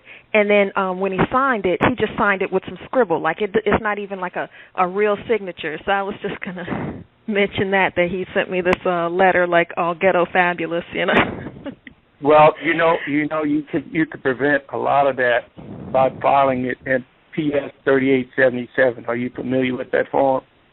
Okay, PS 3877. It's a postal. Is that IRS? No, that's post office. When the post office is over a lot of people don't know that they have a lot of power because they're the first thing that a republic always put together is a post office. And a PS 3877 works like this. You get the document. On the left side, you put what it is in the document. And in the middle of the page, you put the address. And on the right side of the page, you can either, do some other things. But the most important thing on this document is that the postmaster signs that document. He signs off on that document stating that document was mailed and received the date it was mailed. It's called the Mailbox Rule. Most people don't understand that, and I carried that for a long time because the Mailbox Rule is rule supreme because when the mailman put it in the box, you are deemed to receive it that day. Okay, and there's no ifs, ands, and buts about it. So when you get a document that's important, make sure you put it in a PS 3877. It's firm mailing for accountable mail. And you go to the post office and you ask for a book. Well, you can go to the U.S. Postal Service website and get one sheet, but you want to get a whole book of them so you can keep them in that book. And anybody challenge you, that mail was received the day it was mailed. So that cut all the crap out. Okay. Does that work for a registered mail? Because I put it registered mail. I put stamps on the document itself, and they were still playing games. You don't need to play that game. You could play. Okay. You play postal when it goes through this procedure with the post office. It is deemed by the postmaster to be received the date you mailed it. Excellent. Period.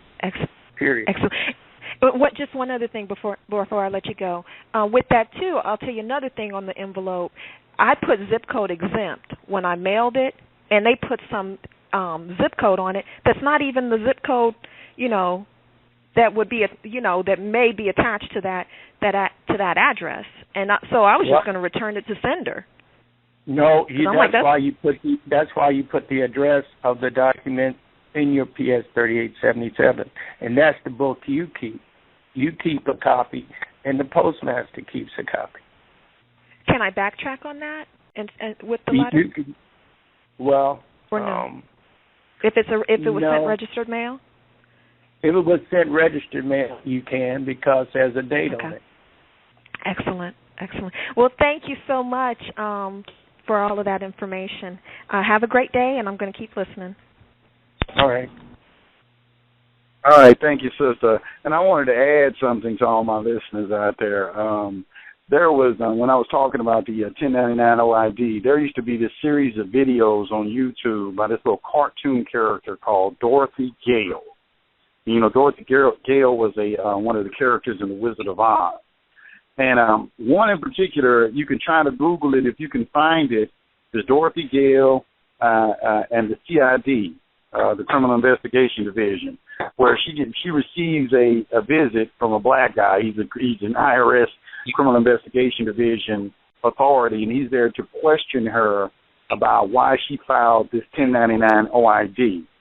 The first time I showed this video in a seminar of mine, it wasn't a week later, it was taken off the internet. Today, you can't even hardly find any of those videos on the internet. They take them off the internet left and right.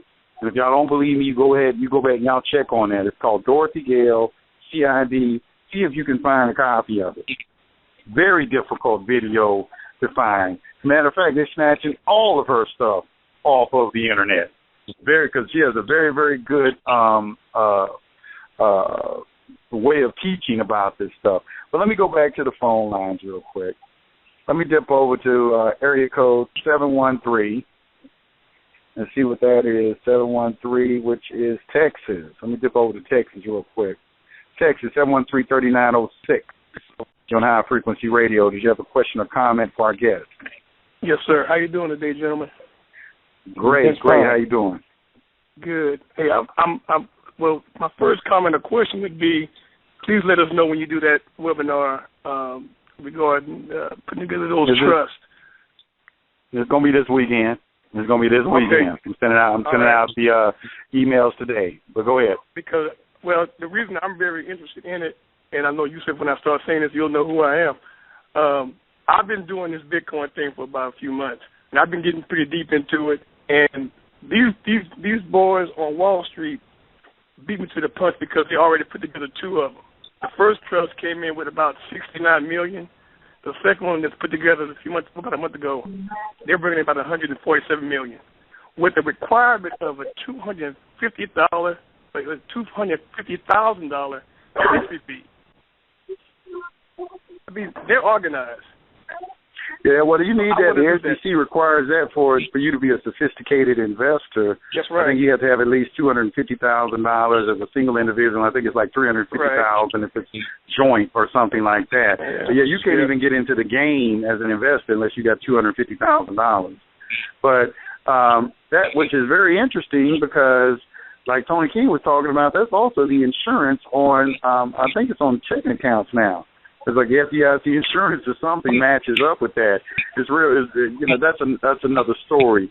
But the way that they're doing it is they're putting everything in trust, man. Yeah, and this is a private.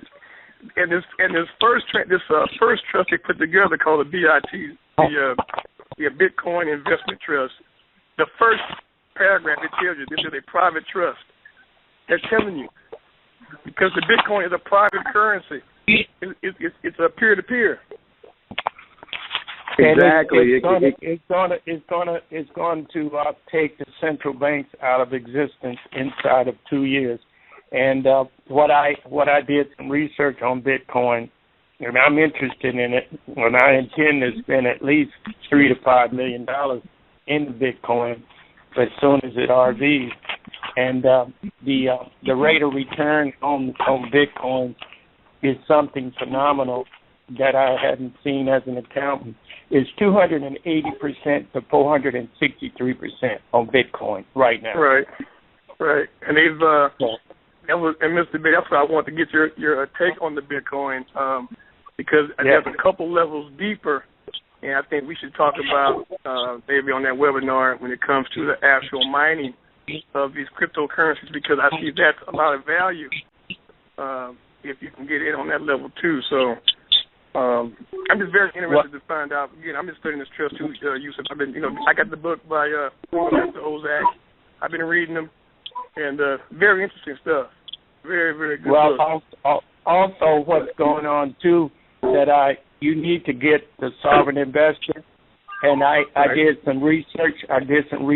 Through that, and one of the research guys who goes to Europe a lot is talking about the emerging markets in Europe, like in Estonia and in Russia with the Russian beer, and in Norway with the farm-raised salmon, because the waters in the Pacific is poisoned now because of Fukushima. Right. So, people are going to be eating fish and going to be lighting up because we've got, uranium and stuff in it, so they ain't going to live long eating that type of food. So there's a lot of markets that are opening up, and I've just been doing tremendous research on how to do that. And there's a gentleman in also that same organization. His name is Chris Orr. He uses the weather to predict the stock market, and he's been batting 1,000 on that. So what's you have his name? To just do Chris Orr. Chris Orr. O-R-R. O-R-R. Gotcha. Yeah. And see, you follow these guys because they're always on the money. And when I saw Bill Gates and Warren Buffett on the Bitcoin program, I knew it was something that was just telling the wealthy people, get on board. And our people need to get on board with this Bitcoin, because $1,000 in 2009 is now worth $740,000. It's amazing. Yes, sir. Well, I'll look at that email, Yusef. Appreciate you, brother. You're welcome. Hey, no problem. No problem, brother. No problem. For everybody out there, if you want to be a participant in the webinar this weekend, you're going to have to email me at highfrequencyblogtalk@gmail.com. Now, this is going to be a serious webinar, right? And when we start getting into trust talk, you're getting into a lot of, and I'm going to be having a series of trust. I'm going straight into trust, because you hear me talk about it all the time. But the thing about it is when you start looking at these investment corporations and everything, if we're going to get our communities back together, if you're going to start, bringing revenue back into the communities and start funding projects and everything, you have to do it through trust. This is what they do, okay? We have to start emulating success. And we have to start doing things on a bigger scale. And we have to start trusting each other also. This is why it's called a trust. But once you begin to understand the mechanics of a trust and the dynamics of its function and its operation, you'll begin to understand why this is the overall best vehicle for wealth accumulation and distribution. It's just the best that there is, all right? And it's time for us to start getting educated about things like this. Especially what's really, really valuable is individuals who are able to manage a trustees. So we're going to get into some of that this weekend, and we're going to get into the discussion about that. And this is going to be a very, very in-depth webinar. We're going to be presenting a lot of good information that is not easily accessible in other places. And I'm going to be doing a series on this, so, over the next following weeks. But let me go to the next caller. Let me dip over to, let's see where we at right now. We've got another person coming out of Texas. Yep, another call coming out of Texas. Texas, 469-9395. You're on High Frequency Radio. Peace and honor to both of you all. Peace, brother. How you doing? Great. It's a very informative show. Much respect to President Mugabe. You know, I had a chance to view a film about what was going on in Zimbabwe, and the film is not really in the mainstream. It's called Mugabe, Villain or Hero, and that was by Roy Acumen or something like that. But my question is in purchasing Zimbabwe currency, how do you know which brokers are legit when you go into purchasing these currencies or even the dinar?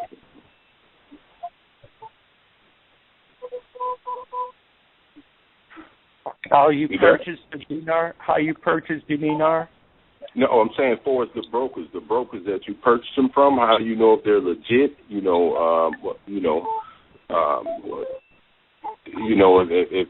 I'm not really sure. Better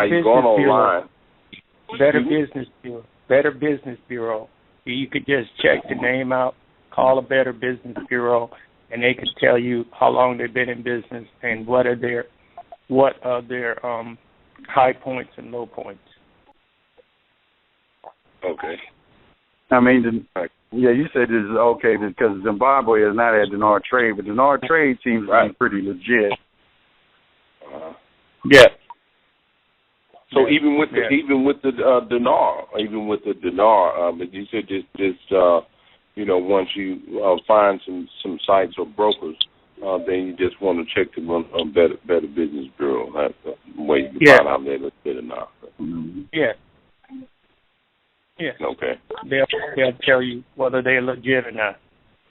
Gotcha. Now I got one other question. If you're a business owner and you haven't perfected privacy and dealing with trust and things of that nature, what business entity do you recommend, and how do you actually obtain EIN number without actually using the SS5 number? You mean you've got an SS4? You did an SS4? I'm saying without using a Social Security number. Like if first, what business entity do you recommend doing, whether it be an S Corp, LLC, sole proprietorship? Well, you could use a trust, and you could break the numbers down like you do a social. That's what I do sometimes. I do the 3, the 2, and the 4. You break the numbers down. The SS4 is a 9-digit number, just like the social. You break it down like that, and you can utilize that as if somebody asks you your social, you can give them your EIN number. If you're the trustee, it'll roll back to you being a trustee of that entity, and they'll think that that's your social. Well, let me touch on something else you said, because I think he wants to know what type of business entity is optimal in conducting business and then not using your Social Security number. Correct. The 9A number is a private trust number. Identifies a trust. These numbers, that's what Jonah Bade, we did a show together, and he was talking about, obtaining one of those numbers for a trust. But as far as doing business, optimally, you still can use a C Corp and an S Corp or LLC or some other type of entity for some sorts of businesses. In my opinion, I'm looking at an unincorporated business organization or a common law trust or a private trust for investment purposes, for real estate, for big acquisitions and things of that nature. But it depends on what you're trying to utilize a trust for. You can utilize a trust off of a small amount of money, but you have to understand that when you convey property into a trust, you're not the owner of the property anymore. You need to have some good trust management. I mean, there is a lot of details into setting up a business to operate through a trust, to operate property through a trust. So it may not be ideal for you to utilize a trust for whatever type of thing that you're into. But there are other things that, it would be optimal for. So, like for instance, we're on this phone talking about these dinars and everything. That would be something that would be optimal for that. Real estate investment trust, that's something that would be optimal for that. So not every business, I think, is ideal for, the utilization of a private trust. That's my opinion. That's just my opinion.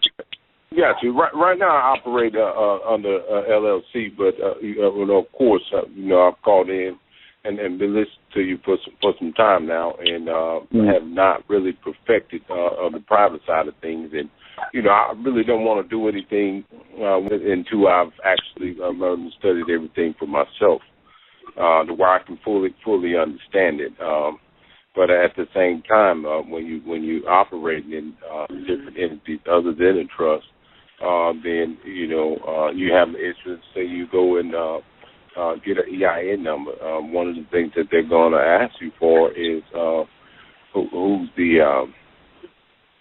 They're going to ask you for a Social Security number, pretty much. Yeah, I didn't give them one. Yeah, when I did that, they're going to ask for the grantor. The grantor is the one who gives up their number. But the grantor with the IRS, he drops off the moment they give you the EIN number. They have no dealings with the grantor. So you can bring in anybody that acts as that carrier pigeon for the social. You could get your kid, give his social, because if he's the grantor settler, he's dismissed the moment that they give the ball to the trustee. Now, when you're saying grantor settler, you're talking about a trust, correct? You're not talking about any other entity. I'm talking about the person who creates trust. No, right. I understand it, but you're saying create the trust, not in like a LLC or anything like that. No, you're strictly on the trust, or them asking you. Well, the trust structure has a position called the grantor settler. He's the one that creates the trust and funds the trust. But after that, there is no more business with the IRS and that person and that grantor settler. In fact, if you call back right after you got your number and you tell them you're the grantor settler, they tell you they can't talk to you. Wow. So the grantor and settler, once they actually set it up, now that person cannot do business within the actual entity, correct? Yes, they could. They could be an officer, or you could eventually make them a backup trustee, or any of that. They just used that hat when they were creating the trust as a grantor settler. They were the one that funded the trust in actuality. But your funding is basically tacit, because you're just using your name and your social as a vehicle, and that's like cash, because you can't go anywhere unless you got a grantor settler. You can't make it a complete trust until you've got those parties, and that party represents the money. So you have them hold the mantle for you until you can get in as a trustee. When the trustee cannot be questioned about anything regarding the trust because it's private. Wow. So even whether it's a service business or not, it really doesn't matter what business is being conducted, correct? Nope, it's personal. That has nothing to do with any other party. That's just you and whatever you're doing. As long as it's lawful, you can do it. As long as it's lawful, you just said something major. He said as long as it's lawful, that means actually setting up the entity properly. Let me ask you, will you be having a class on this here, on that specifically, that subject? That's the webinar that Brother Yusef is talking about on Saturday. That's what we're going to be talking about. Great. We're going to be talking about that and other deep stuff in terms of how these trusts actually work and what you have to do. A lot of people forget that the trust operates under statutes of fraud. And under statutes of fraud, you must have everything that's over $500 in writing. And anything dealing with real estate must be in a writing. It must be. And if you don't do that, you violated the tenets of the trust. So when you say anything, I'm sorry. Go ahead. Go on. I'm listening. So you were saying anything over $500. So are you talking about transactions? Say if I go to someone's place of business or their home and I do a transaction over $500. You're talking about a counter?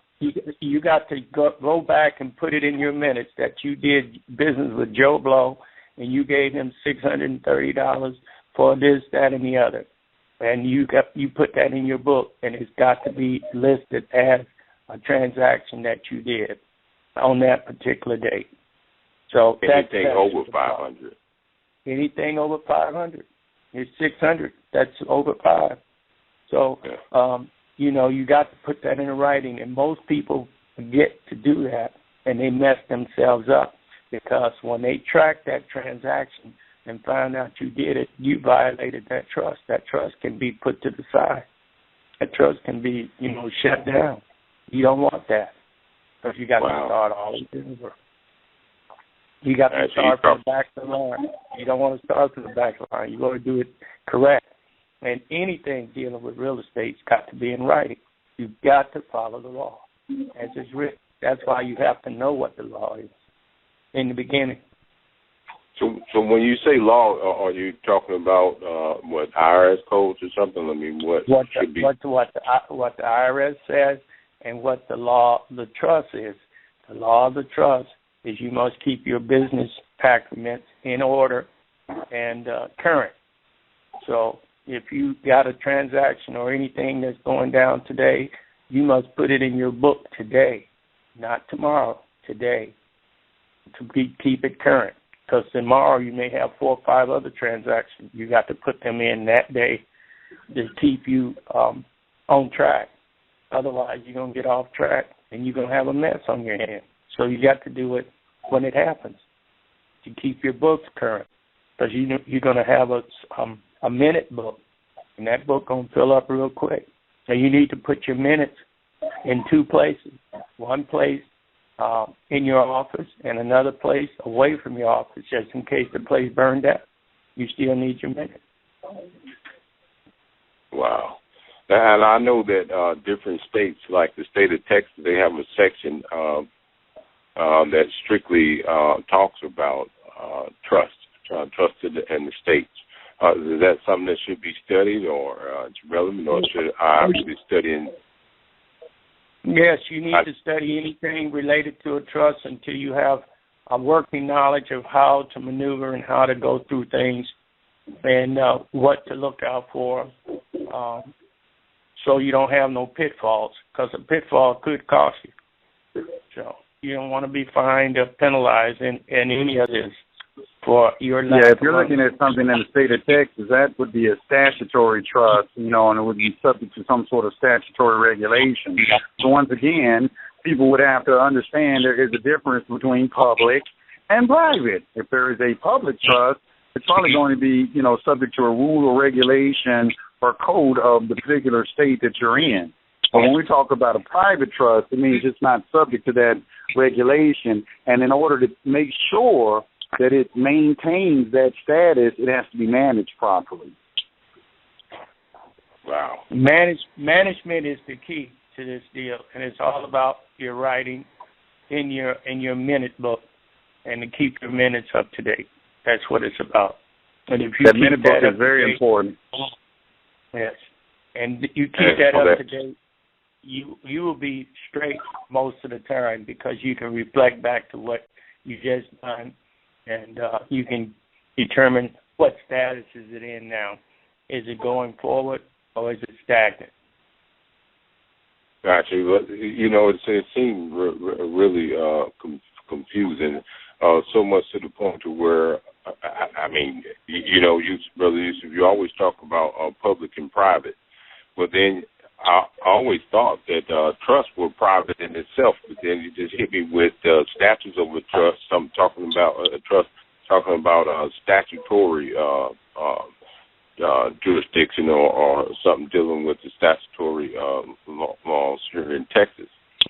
And I always you have statutory trust. You have trusts that are subject to statute. Am I right, JT?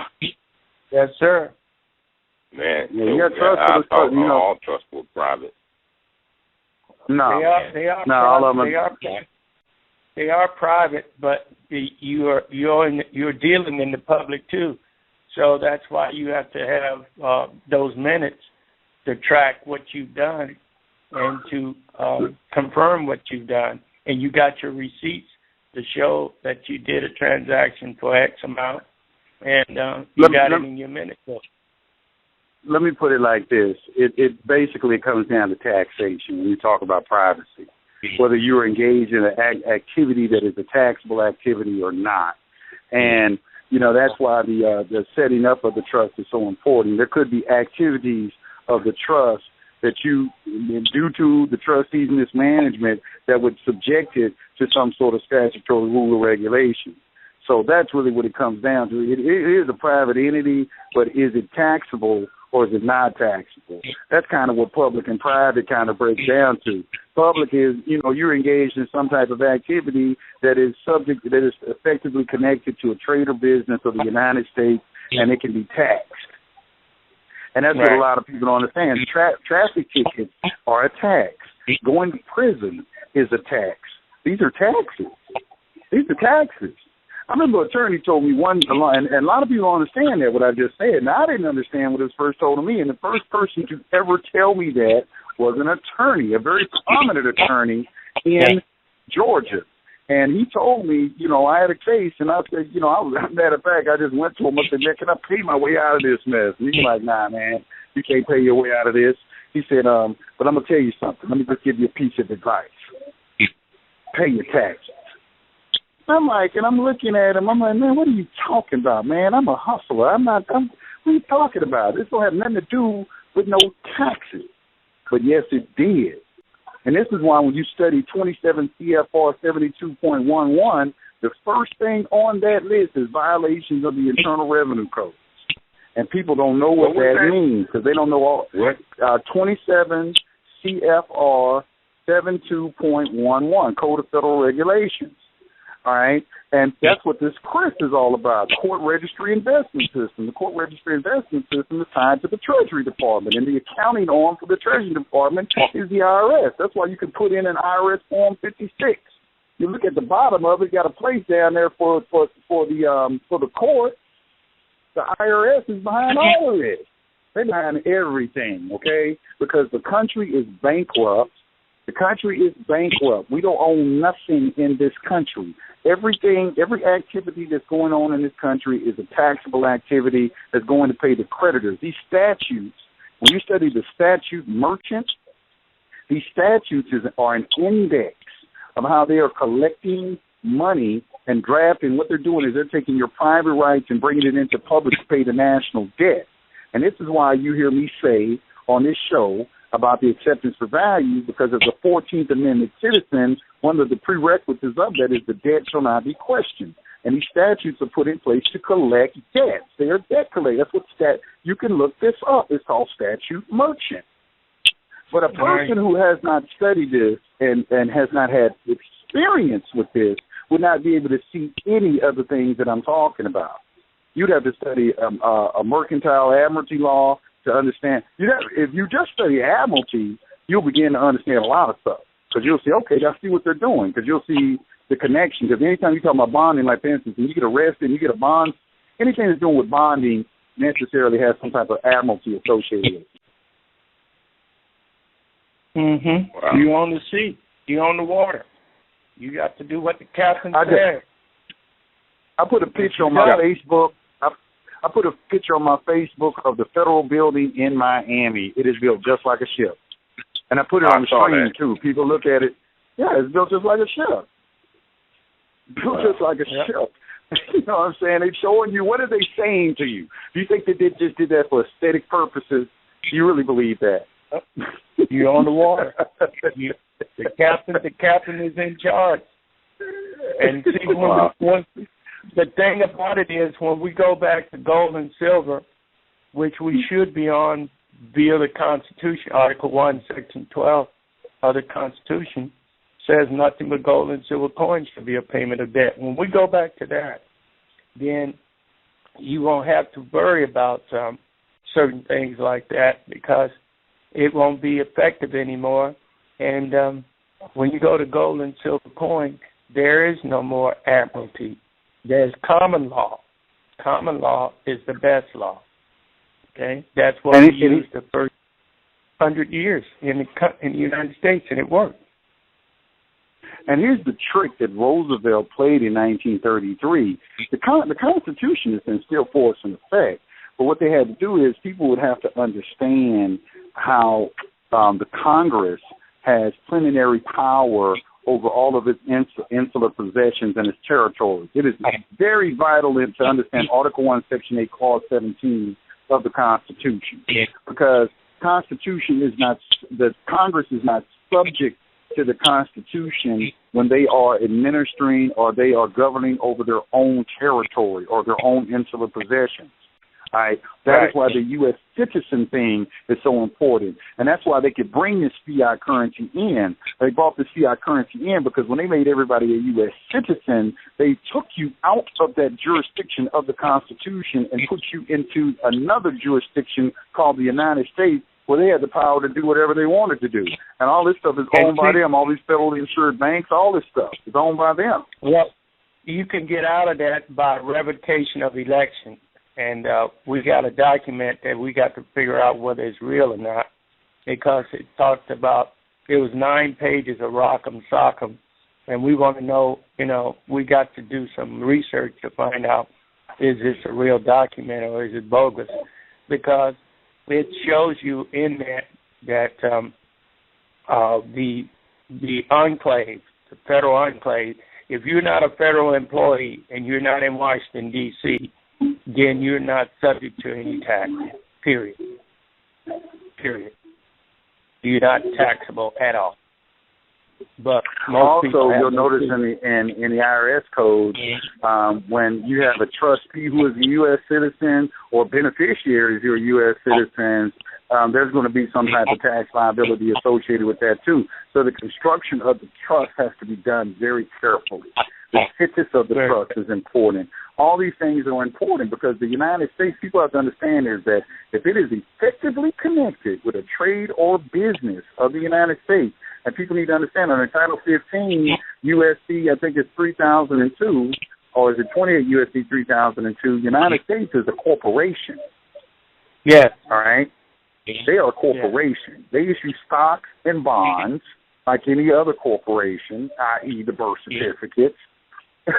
All these different things that you will see and everything, but you have to understand all of this stuff, and you'll begin to paint a picture in your mind that it is all about taxes. It is all about taxation. It's domiciled in Virginia.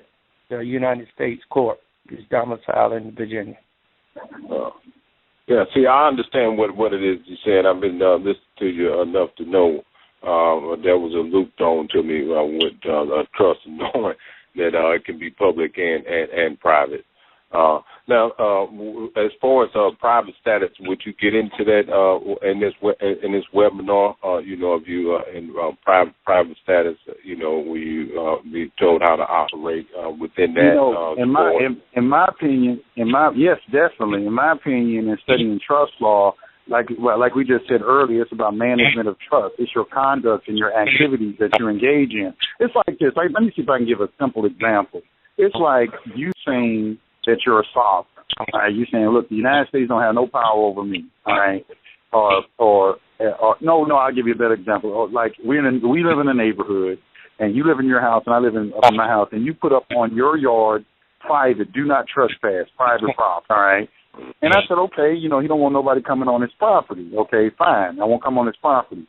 But you come off of your property, come in my house, and go in my refrigerator. And I say, look, man, I said, you can't go in my refrigerator. And then you look out the refrigerator, you say, look, I'm a sovereign. You know what I'm saying? That's what a lot of people do. They say they don't understand sovereignty. They say, I'm a sovereign, but you want to come out of your sovereignty into my house, because the United States is saying you are right, but we are sovereign in our house. And their house is their territory and their insular possession. They have sovereignty over that. You don't have no say-so over that. So in managing the trust, you have to learn how to separate yourself from that and learn how to conduct your business in a way that either you can avoid taxation or reduce your tax exposure. And that is what management is all about. Exactly. I hope that's a good example. Is that pretty good, JT? It's my mentor. He's my mentor. He's supposed to be giving me a test and everything. yeah, I heard the brother several times before, and I really appreciate listening. Yusef, this King Todd, is there some way you can send me a list of the webinars, the previous webinars? I will.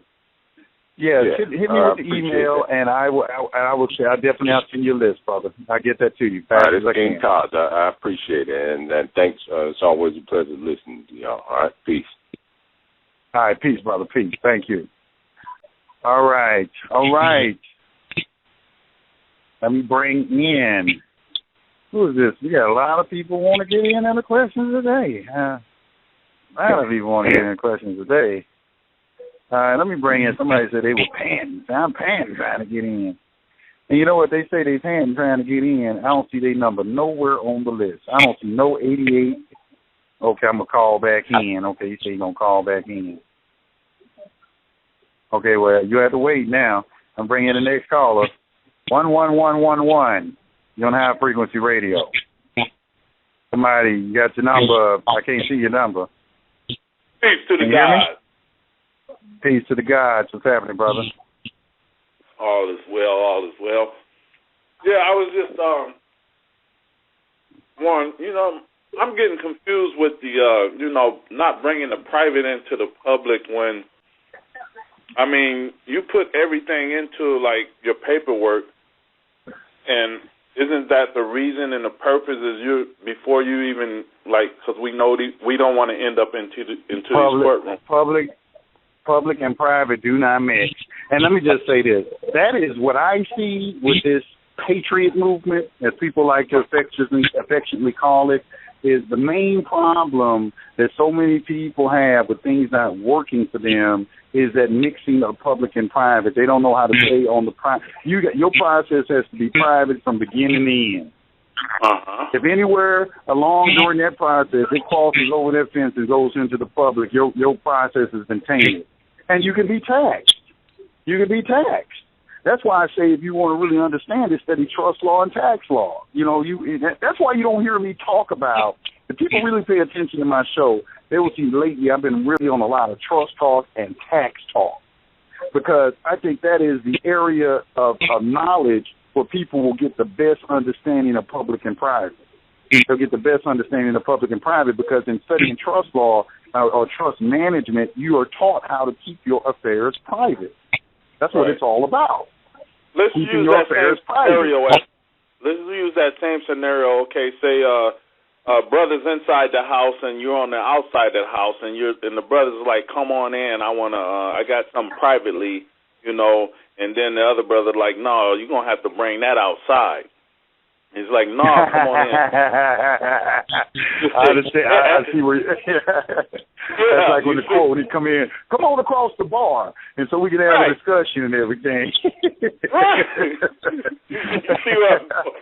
I love the scenarios because people can understand them a little better, So.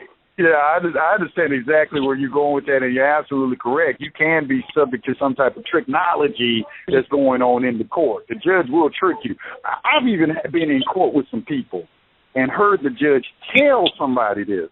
That you'll come in there, he'd be trying to do his process, and then the judge will just sit there and look at him and say, "Okay, I'm going to let you know, my next question is a trick question." You're looking at because they gauge who they talking to. They'll say, "Okay, this guy don't know what he's doing." So you'll sit there and ask, "Okay, my next question is a trick question." You let you know I'm going to try to trick you. I'm going to try to trick you. So yeah, you got to watch what you say in the courts, and your paperwork has to be structured in a certain way. Like we were talking earlier, there is a private side of the court. That's what an in-camera proceeding is all about. That's pretty, I mean, look that word up. It's private. Okay, an in-camera proceeding is a private process when you're going into court, presenting yourself privately. You cannot put public information into. You got to look at it like this. You got to look at it like English and Chinese. Chinese is private and the public is English. When you bring private information into the public, it's like you speaking Chinese in the court, and everybody gonna act like they don't know what the hell you talking about. Hey, man, what are you talking about? That's private information. We don't know nothing about that. We only deal with statutes and public stuff. What are you talking about? What are you bringing this private stuff in here for? That's not nothing we deal with in this court. They don't know what you're talking about. You understand? So they're always looking, and that's why they're looking at ways to pierce a trust. When they try to pierce a trust, what they're doing is looking for something that would constitute a taxable activity so they can bring it into the public because it's something that they can talk about. Like, look, this activity you're doing right here, this public stuff. That's not private stuff right here. Look at this right here. Look at this paperwork. That's public stuff he got right there. Same thing with a negotiable instrument. First thing that an investigator does when you hand somebody a negotiable instrument is they take it to an attorney to look at. The attorney's going to look at it, and what he's looking for is, did he put anything on this negotiable instrument that's public? Oh, he put some ABA numbers on there. That's public. We can charge him. We can tax him. We can tax him for that. That's what's going on. That's what's going on. They're looking for you to do some type of activity that will bring you within their jurisdiction. And 9 times, that's what all the license is about, driver's license, marriage license, business license, all these different things and everything, because these are all are evidence that you are subject to some type of statutory authority, which is their domain. You come out of your domain and come into their domain. So, you know, the reservation of really, to me, in my opinion, that, you know, a lot of times when we're dealing with these criminal cases, they already have authority over us because a lot of us, like I said, we haven't corrected our status properly, like Jonah Bay was talking about, which everybody should go and listen to that because that brother really went in on that information. And you just being deemed, and people should look at that word deemed. When you see the word deemed, you need to pause. The word deemed is a very, very important word in law. It means that they're establishing a legal fiction. So if you are deemed as a public entity, all right, and you can look up public figure, anyone who voluntarily participates in a public controversy is public. You know, Jesus even said in Matthew 5:35, take care of your affairs privately. That's what he's saying. Agree with your adversary before you get to court. Take care of this privately. Jesus also said, render unto Caesar what is Caesar, and the Lord what is the Lord's. That was a tax question. I hope people know that. The Pharisees and Sadducees came to him, well, do we have to pay taxes? And they always doing that to me. Are you saying we don't have to pay taxes? And Jesus said, look, render unto Caesar what is Caesar, and what is the Lord's, public and private. If it's in the public, yeah, you got to pay taxes. If it's in the private, no, you don't have to pay taxes. That's what it breaks down to. And it's been like that for thousands of years.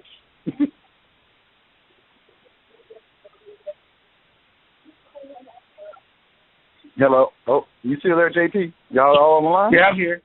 We still here. Go ahead, brother. Don't stop. Well, I just wanted to put that out there and just, let people start to see it's about public and private. It's about either a taxable activity or non-taxable activity. And they tax because everything they looking for something to tax. So they can create a debt, because if they can tax it, they can create a debt. They can create a debt, they can create a bond. They can create a bond, they can sell it. Well, and I believe Yusef, that employers count to this word wizardry, where they are wizards of the words, and we need to know these words and the definition and meaning of them, because like I was talking before, it's we grew up learning words, and we use these same words with the same meanings in everything we do. And we're not taught that growing up that these words have different meanings as far as, your social life, the lawful life, the public and the private, and you're not taught that. And I believe that's the downfall of, a lot of people today, a lot of people from from our nationality is we're not taught that. We use the same word and when we use that word we use it in different platforms and trying to make it mean the same thing when it's a different meaning for those different platforms, and that's how we get caught up. Definitely the meaning of words, but I'm going to tell you like this. They use the true meaning of the word. We use colloquialisms. We're the ones that have been dumbed down and miseducated. All right? The words that they use are the proper meaning of the words. When you study the etymology of the word and the significance of the word, usually, in legalese, it's the proper meaning of the word. They're not using any deception. We're the ones who've been misinformed and been given the wrong meaning of words and the vibratory force that are behind the words, because the words are connected with nature. Everything has to have has an origin and the source of all creation, which people would call God. All right? Because in the beginning was the Word, and the Word was God. So I like to ask people this question. They'll talk about like Adam and Eve in the Garden of Eden. I say, okay, what language was God speaking to Adam and Eve in? What was the language they were talking? Because you can't say English. You can't even say Hebrew. Because Hebrew didn't come around until Abraham. He came out of Ur of Chaldea. So you can say Chaldeic, but then, you go back even further than that. So what language, because if whatever language God was speaking to Adam and Eve in, that would have to be the pure language. That would have to be something that is, that is in its purest form and untainted form that God spoke to Adam and Eve in. So the Christians going to say they were speaking in tongues. They were speaking in tongues, brother. Now what? I ain't gonna go there.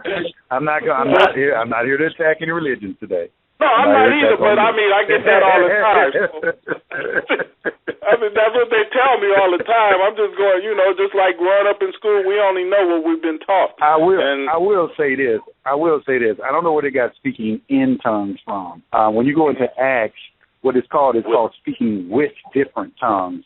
And the miracle of Pentecost was that everybody present was given the ability to speak in another language so they could go out and find the lost sheep of the house of Israel. That was the whole purpose of that. I'm not really sure where they got the speaking of tongues from, because it's really not supported in the Bible, because it lists the languages that they were able to speak. It wasn't in some incoherent babbling that they do today. It lists the different languages that you were able to speak. A true miracle is when you take someone who can't speak another language and then instantly he can speak, like me, I don't speak Japanese, and then instantly somebody wave a hand over me and instantly I'm speaking Japanese. That's a miracle. Guess what, brother? You just went into it. That's how they trick us in court. We be on one thing and they take us to a different topic. They lead us in all kind of different directions. This is crazy. When you sitting up there in court, you on something and you trying to stand on your square, and all of a sudden that judge leads you on something else. Oh, one thing I wanted to ask you: what was what is the meaning, or the purpose of saying something 3 times in court to one of these magistrate judge or ministerial officers? Everything works in threes. 3 is a magic number. You can go back to but once you have said that thing. Once you have said it 3 times, then what? Well, I'm gonna tell you like this, and I'm gonna tell you what. And this is not a fact or anything I'm about to say. This is my perception, and it's just an observation that I made.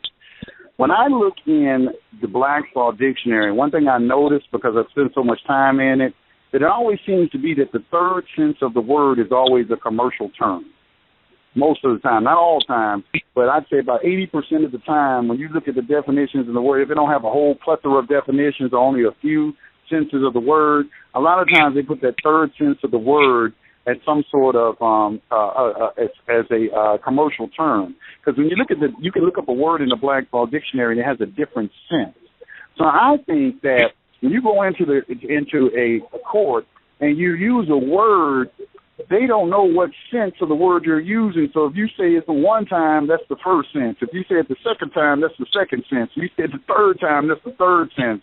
That's what I was kind of, and this could be wrong. I'm not saying, but Right. I wanted to, when we talk about the 3 times, that's when you also get into esoteric type conversation because, you know, even when you did like the Wizard of Oz, you had to say the magic word 3 times.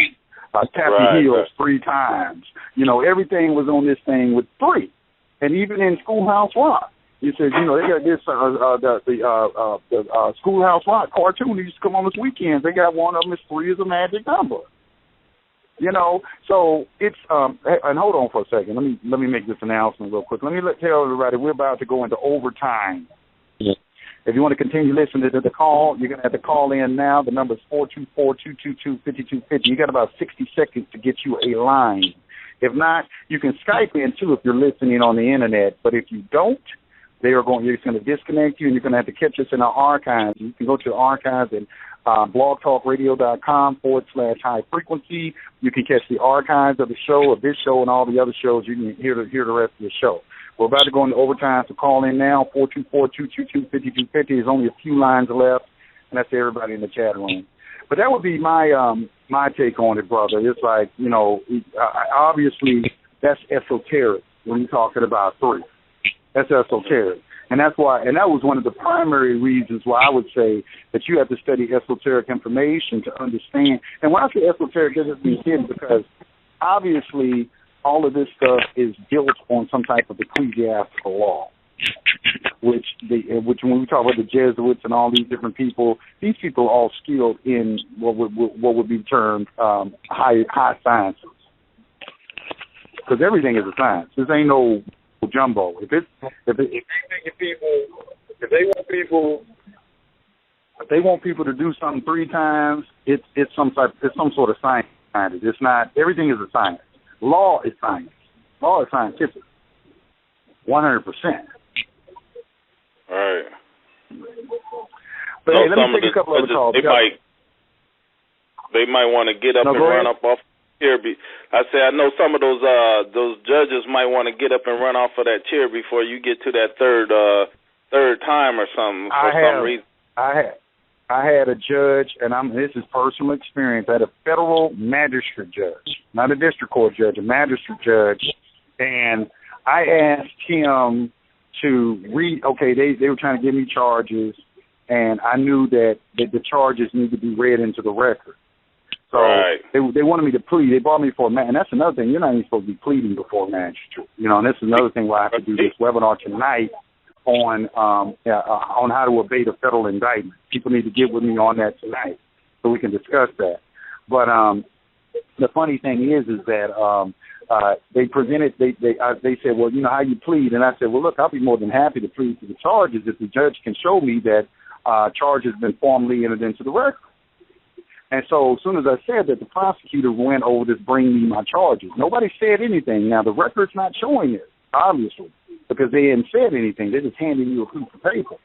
And they handed me the piece of paper, and I looked at it in front and back. I said, I see no charges. I said, I request that the judge direct the prosecutor to read the charges into the record. He said, no. I mean, he lost composure. I mean, this tripped me out. He just lost his composure. And I'm looking at him, and I'm like, he said, no. And I said, well, am I to understand the honorable judge is violating my due process right of hearing the charges read against me into the record? And then he said, no. He said, I'll read it into the record. And so the bailiff took him the charges, put it in his hand. He held it in his hand. He looked at it. He just sat there at the bench and just stared at it. And all of a sudden he said, no, I'm not going to read it into the record. And then I asked him again. And then when I went to the third time, he started screaming at me, right when I was trying to do the third time. So, and then also, a district court judge asked me my name 3 times. Now, what it's supposed to be is that 3 times stands on the record your position on that particular matter. They got up to 3 times, you know, to ask them something. You got 3 times you can ask them their name. Now, you can read a lot about this. I gave everybody a document called Law, Redemption, in Court. You can actually go to Section 4, and it discusses this number 3, of doing things 3 times. It goes into that a lot. That's where a lot of people are getting this information. There's almost nothing that y'all can bring to me. I can't tell you the source or where it came from. Because I done read everything and then did all this stuff myself. I said, okay, I know what document you got that from. Somebody's always trying to sneak something in on me. I said, yeah, you need to go read this document right there. Go read Judge Dale's document. Go read Law of Redemption in Court.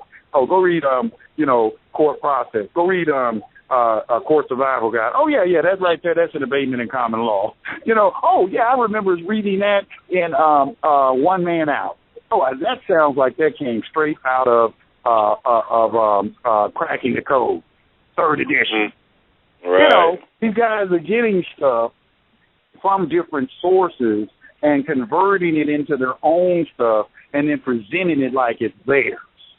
And if they don't understand the principles behind it, they just fucking it up. Excuse my language. Right. You don't understand what it is that you're doing. And that's why I spend so much time on principles, because you have to master principles before you get into methodology. All right? You have to learn how to dribble before you can play basketball. You can't come on the court and you've never dribbled a ball before, how much you want to play on the NBA. You can't make the NBA, you probably can't shoot with your left hand or dribble with your left and go right. You have to be able to go right and left and all this. They're looking for, they're looking for what your fundamentals are like. What is his fundamentals? And that's how it is with everything in mastery. In any type of thing you want to master, you have to master the fundamentals first. That's anything. Now, can you say something about the trust? Like when you go into court, that's a trust established, and that's kind of the reason why you ask you want them to read it into the record, because now they're becoming, or they actually are the trustee in the first place. I don't know if the prosecutor or the judge, but once they read it into the record, they, I guess for sure become the trustee. But they're trying to get you. Well, what it is there aren't any charges in existence. The only thing that matters is the record. So if you haven't read the charges in the record and they're trying to get you to plead, you're pleading to non-existent charges. The charges are already fictitious in the first place. They're fiction. They're bringing a claim, and they're a bankrupt entity. They can't bring a claim. They're bankrupt. And this is what I'm saying. There is no money. They can't bring a claim. That's why none of those mortgages are valid. None. None of the car notes are valid. None of them. None. N-O-N-E. Not one. Not one in the United States of America is valid. There's no money. Can you repeat that? That just like, that was, they're bringing charges, which there is no charges. It's all fictitious. Can you repeat that? Well, you got to understand it's a debt collection. All right, and this is what you have to understand. The statutes represent, and when you read the United States Code, you'll see that, hey, you do this charge, it's $1 million or 5 years in jail, or both. It'll say that. All right, you have $1 million fine or something like that. All right, that's the statute merchant. All right, it's a bond of record.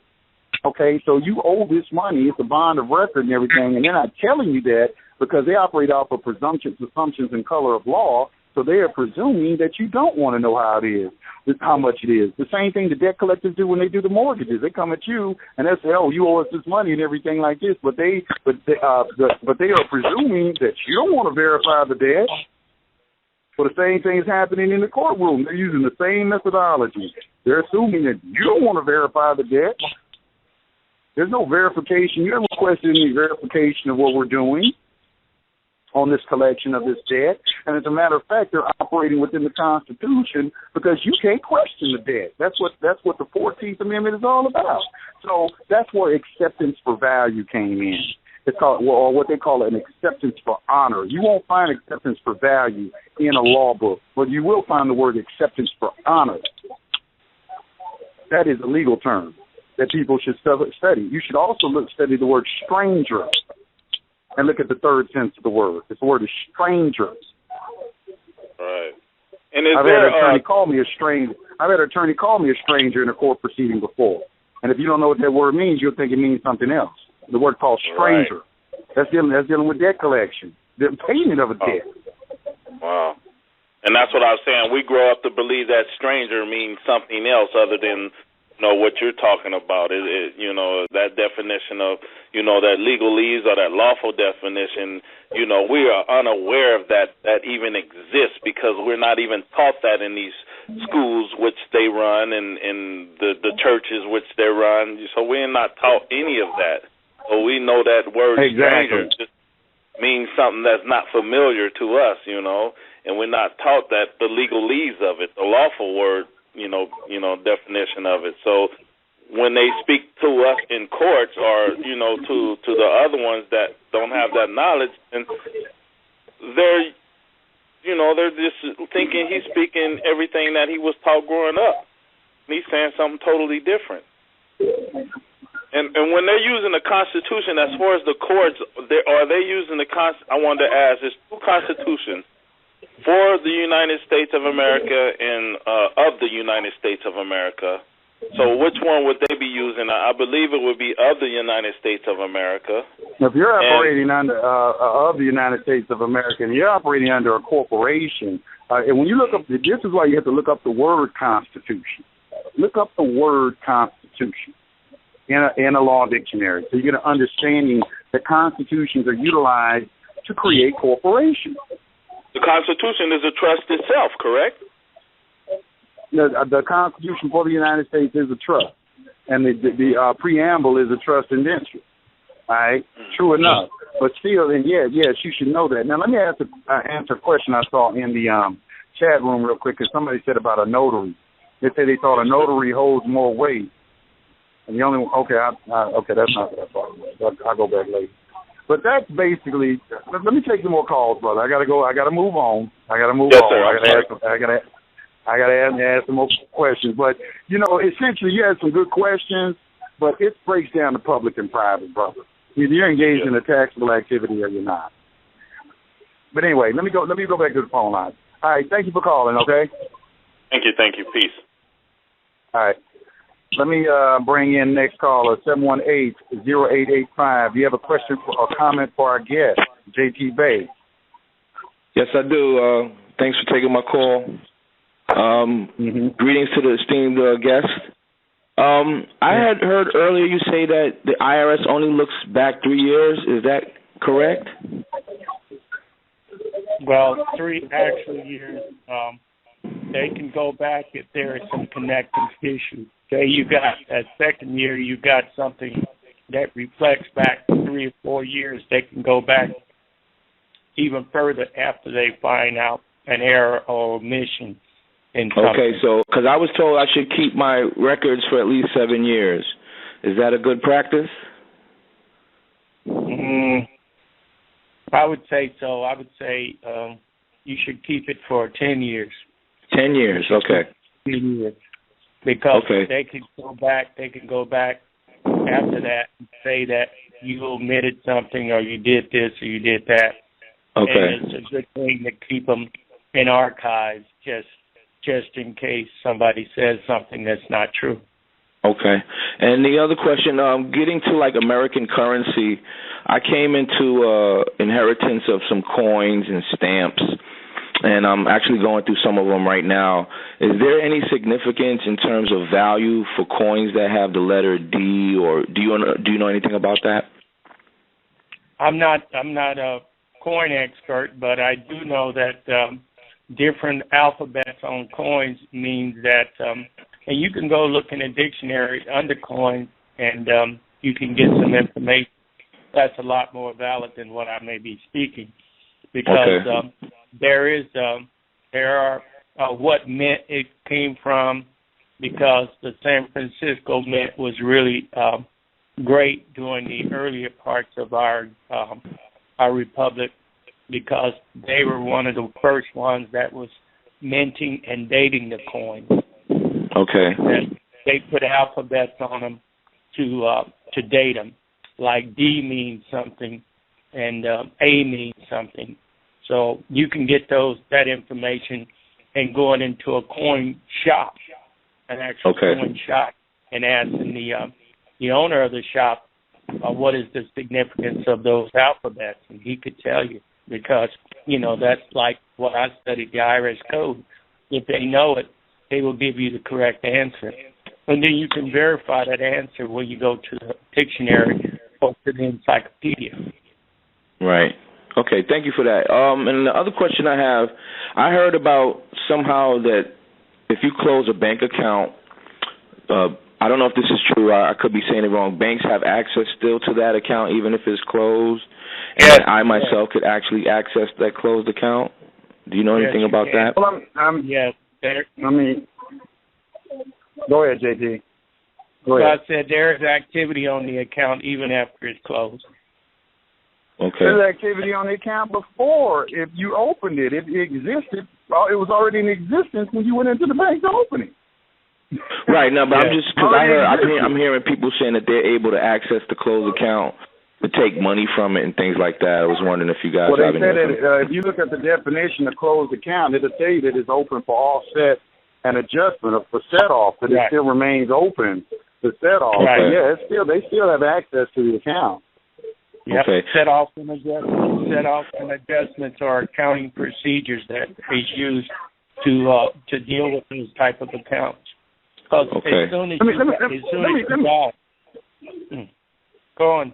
I was going to say, let me share a little story with you. One time I had a client, he was paying me $10,000, and I opened up a bank account just opened up a new business account.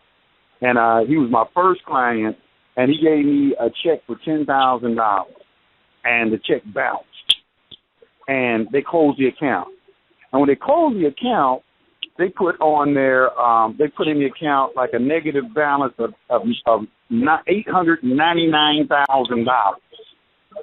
And I'm like, why did y'all put this, why is this account reflecting a negative balance of $899,000? And I ain't even put $899,000 in the account. But if you know the definition of closed account, they can set off that amount. They are somewhere they're going to get $900,000 to set off because their books have to balance every night. Okay. This is the type of fraud that I think that they're doing. So I'm like, okay, if you're reflecting $899, I got this audio. I'm going to let you hear this banker who's speaking on this. But every night at 12 o'clock, those books have to balance. They have to set that account off. So did they just put a balance on the balance sheet on my business account? Is that why they so aggressive? They so quick to close your account because we got an opportunity to make some money for dishonor now. I'm like, man, you didn't even give me a chance to even get with the man and see if I could get another check from him or anything like that. They just close the account down. Yeah, just like that.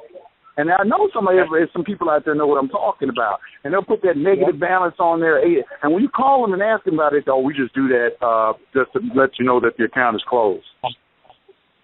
Right. Okay, are there any IRS or IRC codes that I could look up that helps me, that would help explain that? Or are there any places you could refer me to where I can study on this? Well, if you got I don't know on that. I mean, JT might. I don't know. Yeah. I wouldn't know on that. In the Complete Internal Revenue Code, you can go in the index and go in and look up any subject that you want to, and they will have a reference to a code section in there. Okay. They got. And I recently I've seen a 2004 IRC manual. For like $10. Should I be looking for the most recent IRC manual? Could I refer to those older ones?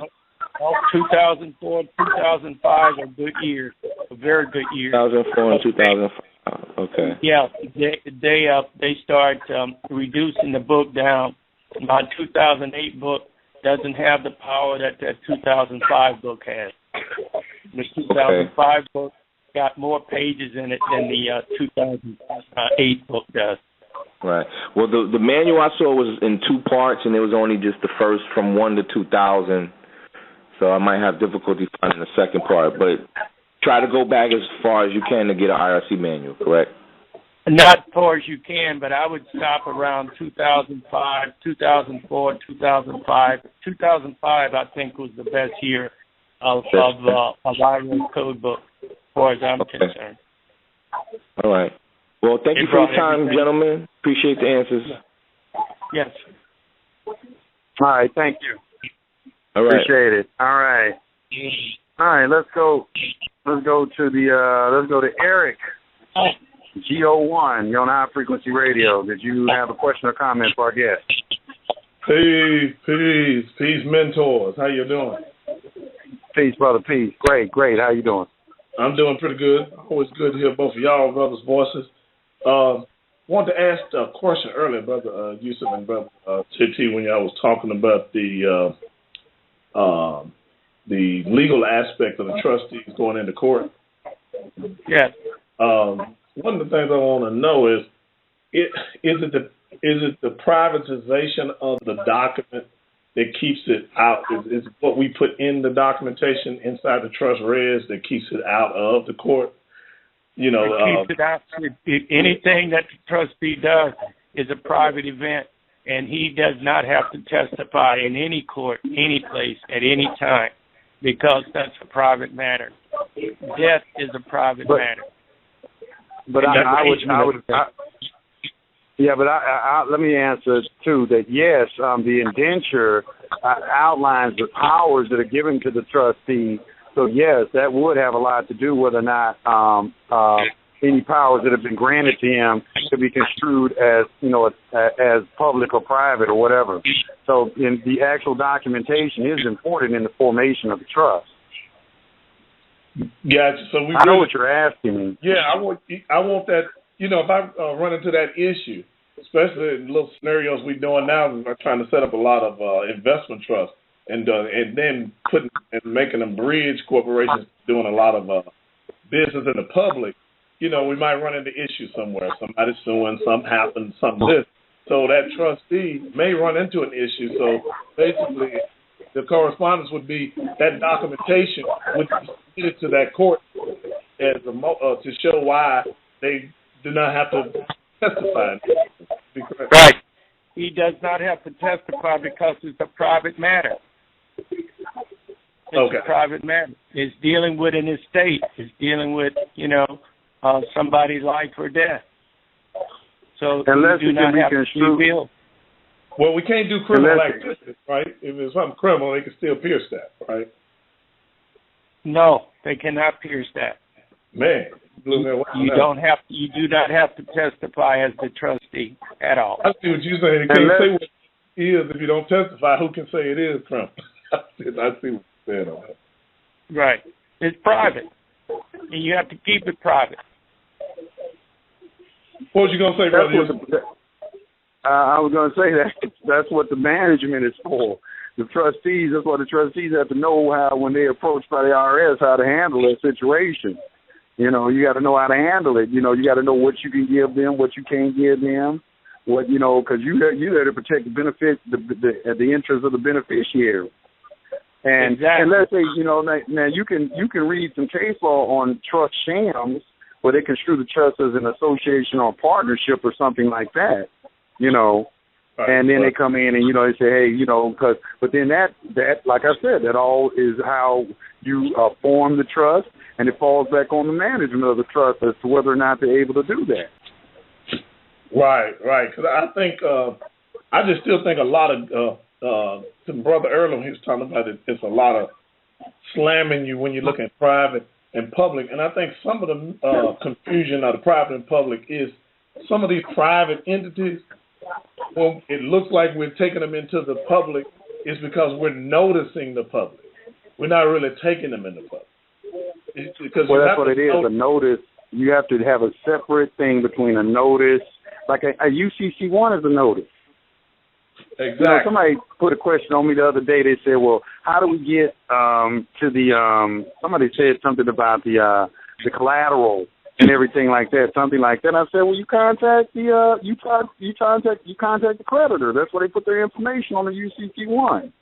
You call him up and talk to him and see what paperwork you need to get from him. But he's just giving you a notice that there's some sort of security interest in property. Right, because I could have a 9(a) trust that could have a bridge, either foundation or another trust leaned up, and somebody in the public is having an issue with it, and that private 9(a) trust can still notice the public of this issue, and it wouldn't pierce my privacy. It would just be noticing. They're just notices, and that's also when you when you're in court, you have a private and public side. You give notices on the public side of what you're doing on the private side. You're giving notices that you are staying in honor, and then you handle your business privately. That's how you handle a private process with the court. You know, and that's why I keep telling people to read creditors in their bonds, because it explains that very clearly. Exactly. Yeah. I think really, Brother Yusef, what I've seen from the last probably 2 years of operating the trust, 2.5 years, and 15 years of operating corporations, and I keep telling people this, they just really shouldn't be afraid of that public, and they should get a lot of experience by just going and doing simple corporations with a team, because if they do it with a team, they'll learn how to operate in unity. You know what I'm saying? They'll learn who has different powers, how it works. But then when you get to the private side, you won't make as many mistakes because you'll be used to the kind of format of how things operate. That's just the way I see it. You know what I'm saying? Because it's a little tougher sometimes with a trust because you have to really know how to stay in that private. You know, totally. Really. You do, and that's what, and that private is a skill. People don't understand. That's a lifestyle. It's a lifestyle. That's like getting muscles. You know, like everybody can't get abs. Everybody can't get abs because everybody's not willing to do the discipline and necessary exercise to get abs. Everybody can't operate in the private. Everybody can't operate in the private. They ain't disciplined enough to operate in the private. That's very true because we, when we created a couple of investment groups over here, and what we decided to do was, you know, when we get this knowledge, a lot of times we want to pull everybody to the thought. I'm not saying everybody shouldn't have make a notice of their either to have nationality or notice of status correction. You should be free from that part.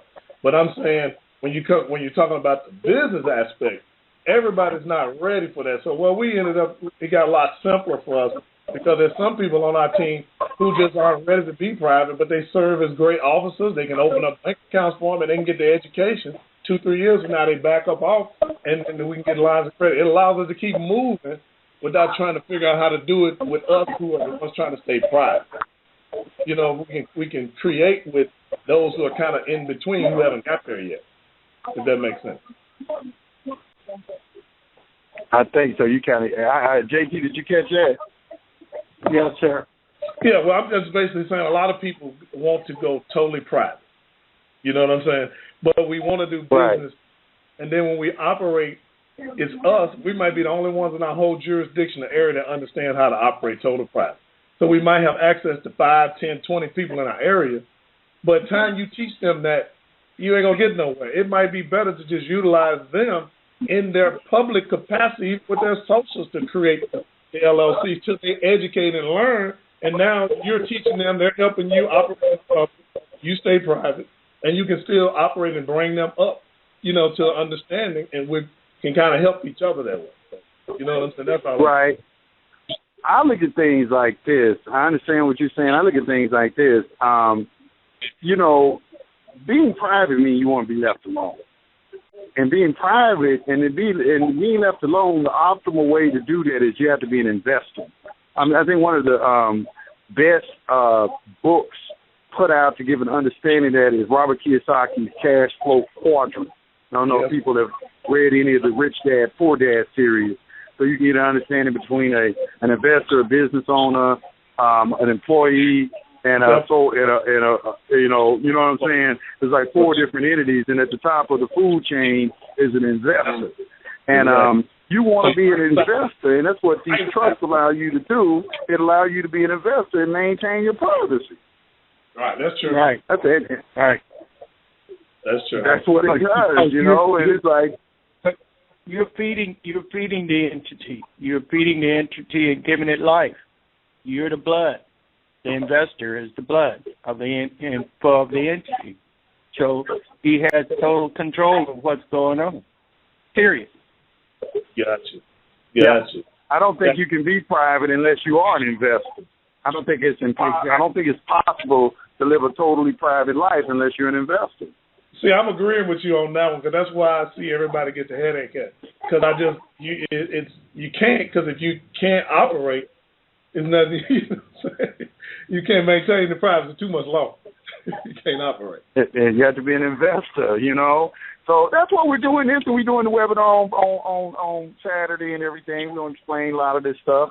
But, you know, it's like, you know, it's just an unfolding of information. Things become clearer and clearer, and that's why I know as a people we're going to rise back up, because we can look across the fence and we can begin to understand that fog is starting to lift, and we're beginning to understand what they're doing. You know, I was talking to an LAPD officer yesterday in Compton, California, and, you know, and Compton is so rich with history. It's been given a black eye and undeservingly. Let me say this, first of all, about Compton. I met some very great people in Compton.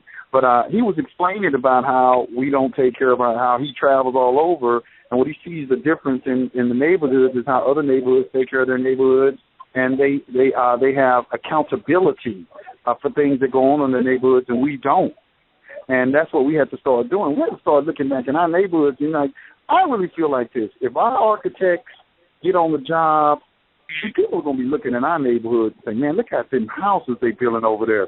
Look at them structures and everything. Our creativity, look over in Egypt and see what we were doing. If we ever get back to that status, you know, when we start taking pride back in our own neighborhoods and everything, and money starts flowing back in our own neighborhoods, we're going to be at the top of the food chain. That's true. Trust me on that.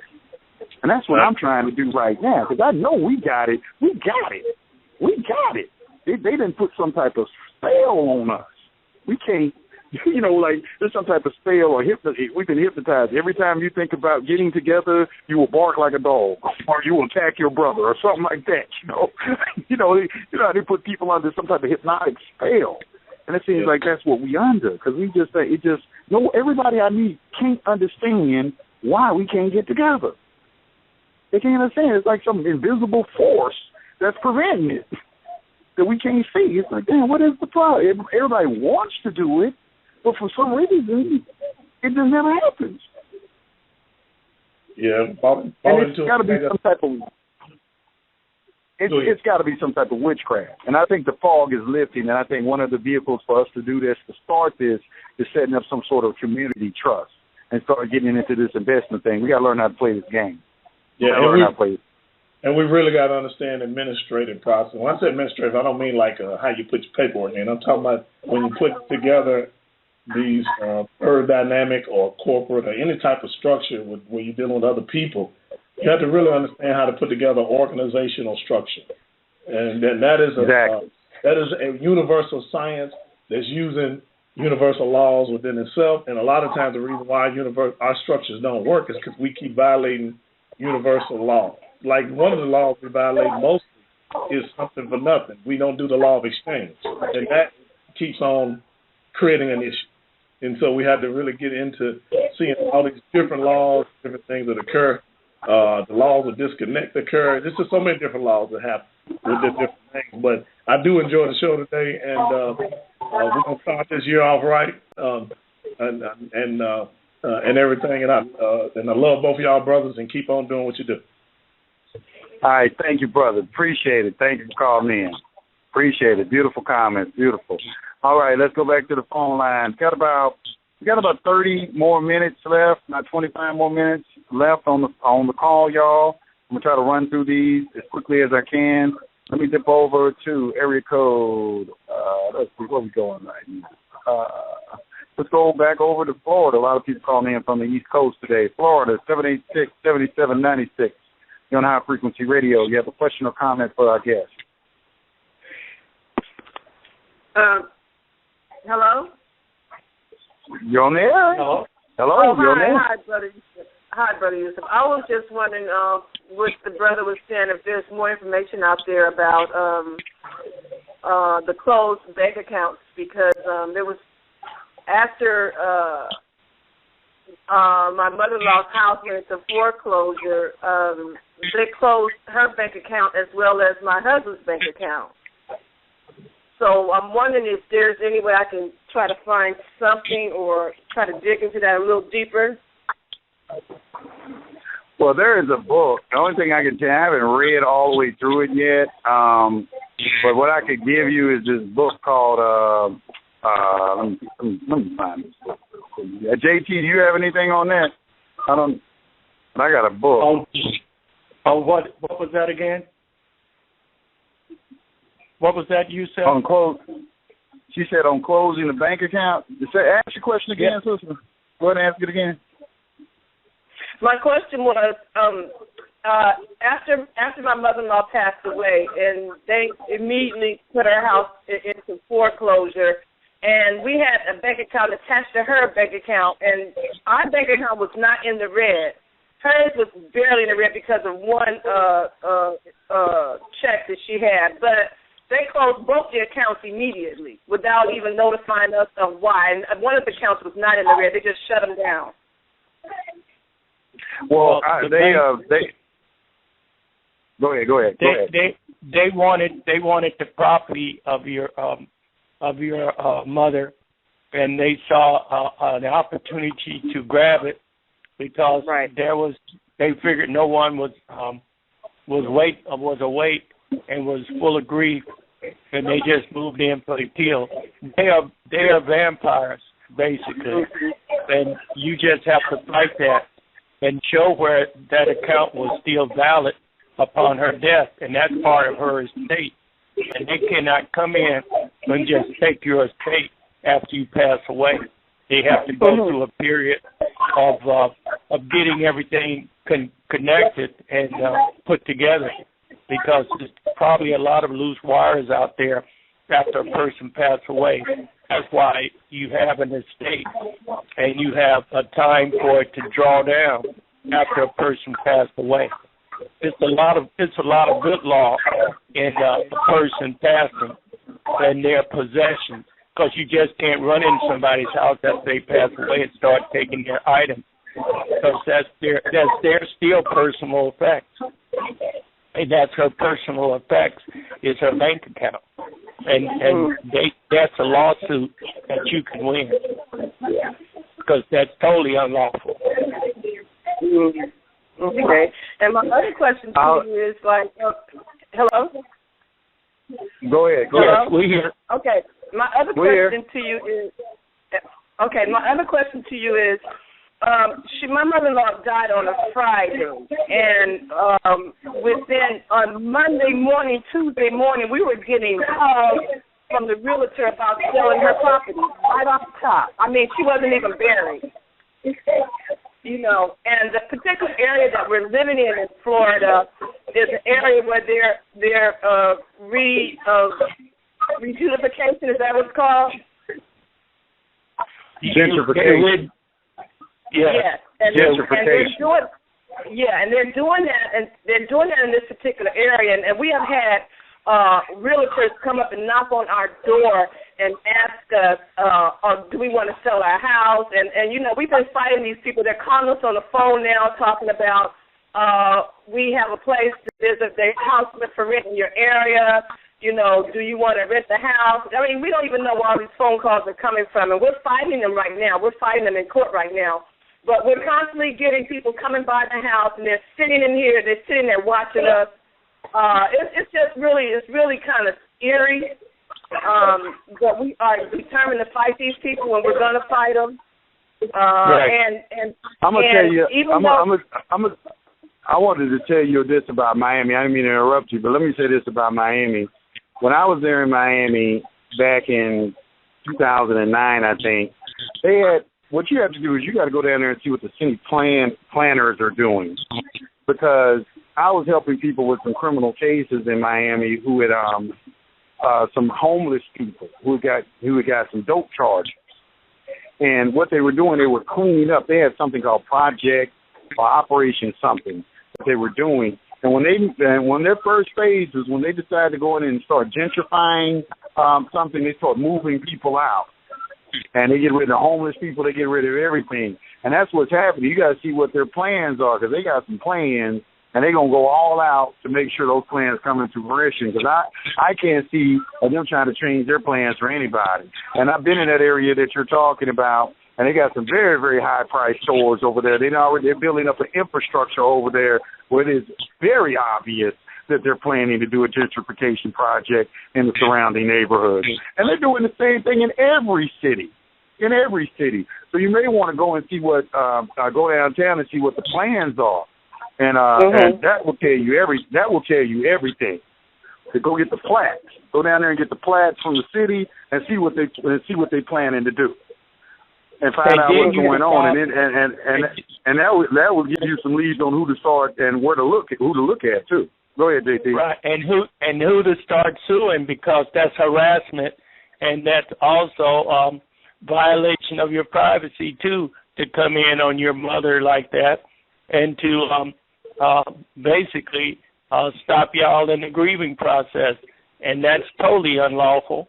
And I'm sure some laws on the books in Miami area that covers that, and you can go into the law library and find out about that in terms of death and what happens afterwards, and what they can and what they can't do. They just can't run up in your house the day after somebody died and say, okay, you want to sell the house. No, that's stopping you in your grieving process, and that's a process that you have to go through, because we all leaving, but who wants to go? You know? Right, exactly. So that's a privacy issue too, because they violated your privacy by coming at you like that, and they're intimidating you too, because they're coming so aggressively. So you could go to the law library and research this and get them where by their short ones, and they will back off of you. They will have one house that they won't be able to buy, and that's yours, because you've got them for treble damages, which is fraud. Okay. I have one more question for you, sir. This is it. Okay, so we filed the verification validation with Wells Fargo. They then passed it on to B of A and for the attorney for B of A, and then they indeed turned it on to another attorney's office, which we don't know where they came from. They all claim to be representing B of A, but I know they're debt collectors. But she asked the judge, this last attorney, she asked the judge, she wants to file a motion to make sure that we can't file this counterclaim in court and without prejudice. So that's what we're faced up against in April. Well, how can she justify what she's filing? How can she justify? I didn't hear what you said. Okay, say again, sister.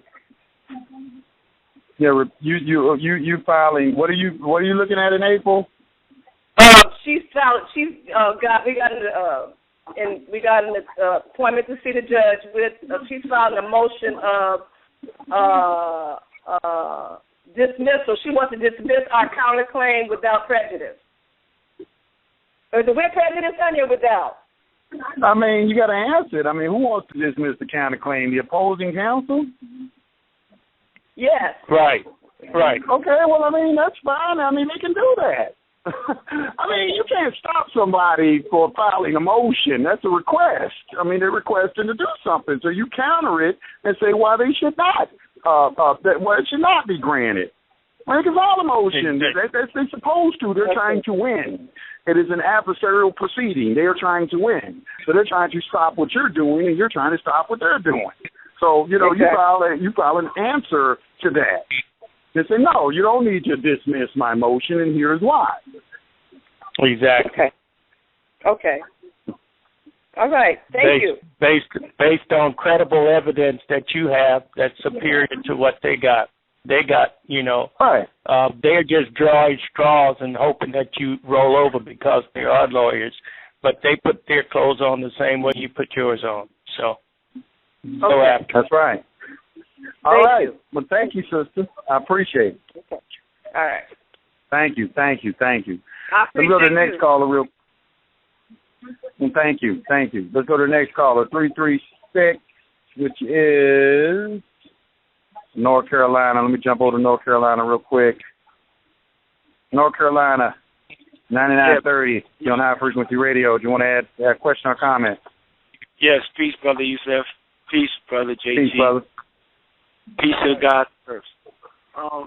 JT, I wanted, since we were both talking about, I heard Brother JT said that the common law the law of the land. And my thing is, how do you go about holding a common law venue? Well, you first of all, you invoke common law, and then you use common law citations. You don't use no statutes or anything like that, but you can invoke the common law at the beginning of a proceeding. Yes, that's what I'm doing, and I notice you have to put them on notice first, because what it is a common law venue. That's the whole point. In other words, we have to learn how to flip the court. So I was asking him, do we have any techniques of his or you, Yusef, to know how to flip the court? Because we're putting them on notice. We have to give them notice first that we're moving into a common law. We're moving this. In other words, that we're on the wrong side of the court. Well, I gave the whole show I did on Friday is abatement in common law. Oh yeah, that's that right there is showing you how to invoke common law jurisdiction in a case. That whole document, that's what that's about, abating the case in common law. The whole document is dealing with everything that you just asked me right there. So, I mean, that is your example, if you wanted it. That's one example of many examples, but that is a good example that you can utilize to form some type of system to roll off of. So, So because when we do that, we're separating ourselves from the legal fiction, and we're saying that we're the man. We're not that legal fiction that they're trying to, charges and everything that they're trying to bring against us. That's why you do an affidavit of a denial of corporate existence, because you got to understand that the statutes are for corporations. That's what they're for. The IRS only taxes corporate entities. That's all the IRS taxes. Remember I told you earlier, I said everything is a tax? The IRS deals with 7 primary entities. They are a trust, an estate, a corporation, a company, an association, a partnership, and an individual. And the last one, individual, when you look it up, you're going to see that it refers you to an entity which is corporate in nature. It's an artificial person. All right, so they only deal with artificial persons, okay, and that's what the statutes are applicable to, persons that are artificial. All right, they even try to use this word natural person, but it's only dealing with artificial entities. And if you want to deal with something and assert your rights as a real living soul, you're gonna have to deal with things privately. It's private, you know what I'm saying, or under common law or something. That's really how you want to do it, because these courts they're administrative courts, they're territorial courts. That's what they're for. And that's why one of my rules is stay out of the courts, because really you're supposed to have your status and everything correct and not even go in these courts. The ultimate game is we ain't supposed to be in debt. We ain't supposed to be doing none of this stuff. By the fact that we got these car notes, these house notes, which are debtors, that is the biggest indication that we don't know what we're doing. We ain't supposed to have none of that stuff. America is supposed to be the greatest country in the world. We ain't supposed to be doing all this stuff over here that we're doing. We're not. We're not supposed to be engaged in any of this stuff. We ain't supposed to be going in these courts. These courts are not they are not conditioned for real living souls. Right, exactly. So when we put the common law, abatement of common law, and then we just basically have to stand on that document. Well, I mean, if you read the document, it tells you in there, why you have these like for instance, right to travel. You have a common law right to travel. You're not engaged in business. I'm not engaged. I got a right as a man to move up and down the road, man. Everything I'm doing is not business, and you let them know that. I got a right, you know what I'm saying? So it's like, it's not business. It's what it is. You got to let them know. They operate off of presumptions, assumptions, and color of law. Everything is a presumption until it's properly rebutted. Right, exactly. So they cannot move against a man, a living, breathing man, or woman in that instance. So my thing is, okay, go, you about to say? Right. So another thing people were saying, like, I heard so many people trying to appoint the judge or the prosecutor beneficiary or the trustee. So my that comes out of Judge Dale's document. You can read that in Judge Dale's document. Point the judge as the trustee. But go ahead. Yeah, but why couldn't you? I mean, people are missing the whole point. You know, the most powerful person in there is the person that holds the ledger, and neither one of them hold the ledger. It's the court clerk. She holds the ledger. So therefore, why that's who you get the bonds to. I mean, right. You'll find all that out when you go in. You'll find that out when you go and read admiralty law. You read something like the clerk. I tell people to read the clerk's practice because when you read history, you will see that they're still doing the same thing. It's just in a different form that we don't recognize it. It's not readily apparent. So in order to get a good grasp on what they're doing, it's very important to study the history. So that's why I tell direct people to read something like the clerk's practice. But most people are not going to read it because it requires so much looking up of words. That is a document that is a study for real. It's not like something you're just going to sit down and read. You got to, every other sentence, you got to stop and look up a word.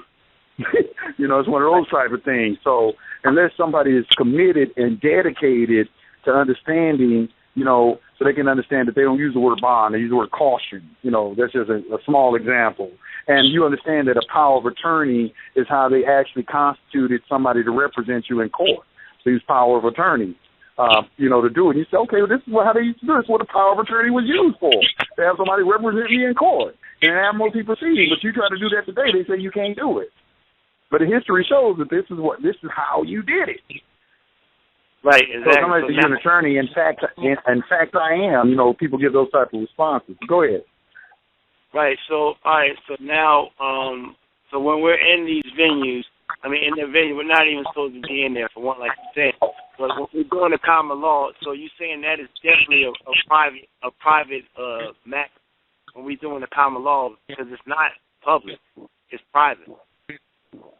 It's private, and it's many different ways to do it. You can come in under Rule 24, which is a third-party intervener, and this is where the acceptance for honor and the stranger doctrine comes in. All right, it's a third-party intervener because that's not you on the paper in the caption of the pleading.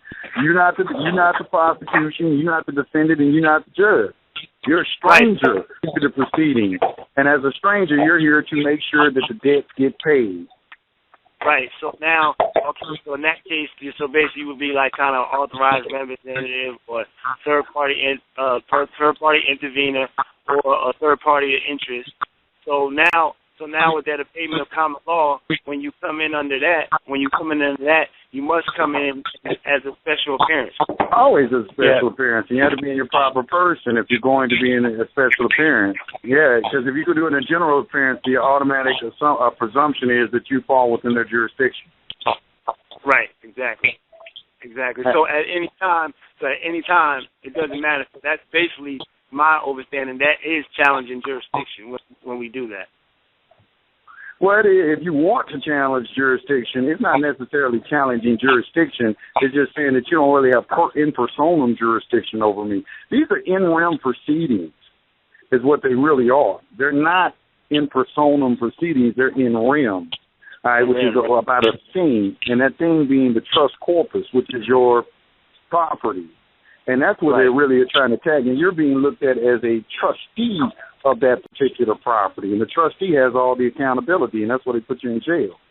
Because you're a trustee ex officio who has some malfeasance and failure to perform some type of fiduciary act that what you were supposed to inform. And you can look at all of this when you read like a secured party creditor process. It says in the documentation, it talks about all this, that you have a duty to discharge all public charges your straw man may incur. Right, exactly. So yeah, I'm gonna put that because I'm in there doing the common law right now, and I'm still going. I'm still going with the.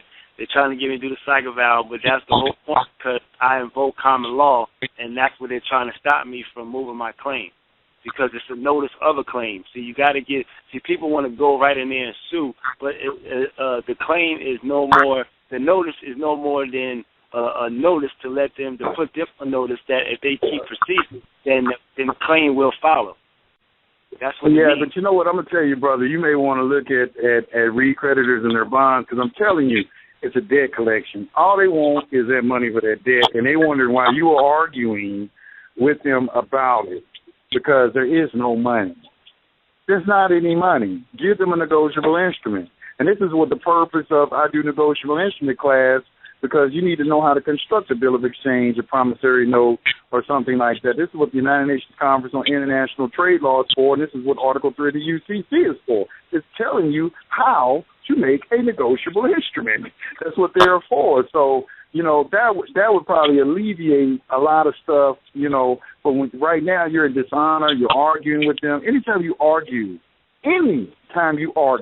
you're in dishonor. Right. So argument in these courts is dangerous. It's dangerous. Right. So in other words, so that is no one saying that. So the common law, when you're saying would be an argument, will be arguing, or just argument? You know, it could be construed as that. When I did the abatement in common law, I did that because I wanted people to understand that. Look, I can offer you public remedies. You know, I done went through all this stuff. You know, I understand procedure and all this stuff. And I got experience in going in and dealing with a lot of these matters. So I just make sure you understand the whole gamut. I prefer private remedy because I know the importance and I know how weak trying to use procedure to get out of criminal case is going to be. That's why they got like a 99% conviction rate on the state and federal levels. You know, and you're definitely not about to find an attorney to help you. I mean, for instance, give you an example. Tonight, with this abatement of the federal indictment, it is very clear that you have a right under Rule 6B to voir dire the grand jury. And if they convene the grand jury without your knowledge, all you do is file a motion to dismiss because procedurally they're incorrect. You think they're going to do that? Right, exactly. These people don't follow their own rules. Right, so I'm telling you. So what you're saying is that, in other words, when they bring a grand jury indictment in front of us, do it without us appearing before the grand jury, correct? You don't even. Let me tell you, they're supposed to put have a stenographic record of the proceedings that went on with the grand jury, all this stuff. You don't never see any of that. You don't even know if it was really a grand jury. Exactly. You don't even know. Exactly. You don't even know. I done seen indictments come through like 25 at a time. And I'm like, how do you indict all these people at one time? How does grand jury go through all these cases in one day and indict 25 people? Right, exactly. And that's what I'm dealing with right now. So you're saying invest. So, all right, so how did the abatement work out for you when you went in? It didn't work. That's what I'm trying to tell you. They don't follow their own. They don't follow. What the judge said is it was very good, but they just ignored it. The only thing that they paid attention to is when I filed a demand for speedy trial, because they had to, because I put so much pressure on them about it. I put a lot of pressure on them about that demand for speedy trial.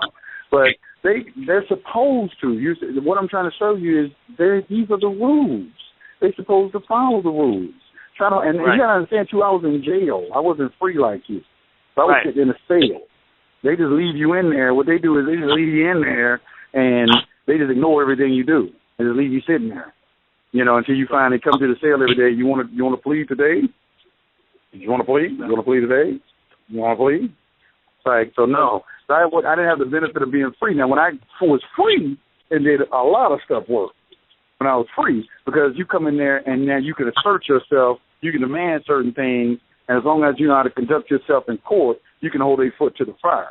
But it's very difficult when you are locked up in jail, and that's why I was telling you earlier, don't get locked up, because they want to lock you up, because when they lock you up, then they put you under duress. It's a duress type thing. They're going to put you under duress. And I've been avoiding that so far. I mean, I know it's. I mean, that's why I'm like, because you already know what I'm dealing with. You know what you told me before. You're like, brother, I know what you're going through. I know what you're dealing with, and you kept telling me that don't get locked up. So that's what I'm dealing with. So you saying you put a dismissal? You said you put it to when they did the grand jury. Move for dismiss. I moved for dismissal. I filed a motion to dismiss. All that stuff, and they had to find a way because they saw, because what this was going to happen, when they expect most people just to give up and quit. Right. When they see you not going, as long as you keep making a record and you're not going to give up and plead, they have to account for the record. one thing I understood is that when I found motions and everything, they can't take me on jury trial without having some type of hearing on the motions that I filed.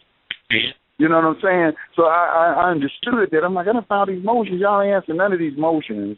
You know, you ain't granting me no hearing or anything like this, you know, to get any of my motions answered or anything like this. And then you're going to keep threatening to take me to trial.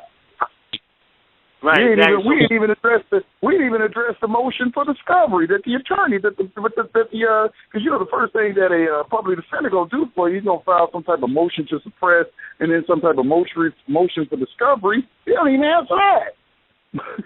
You know, that's just some old boilerplate shit they file. Right. What about the evidence though? You said something about the evidence as well. Well, they didn't have any witnesses. That's what I said. You know.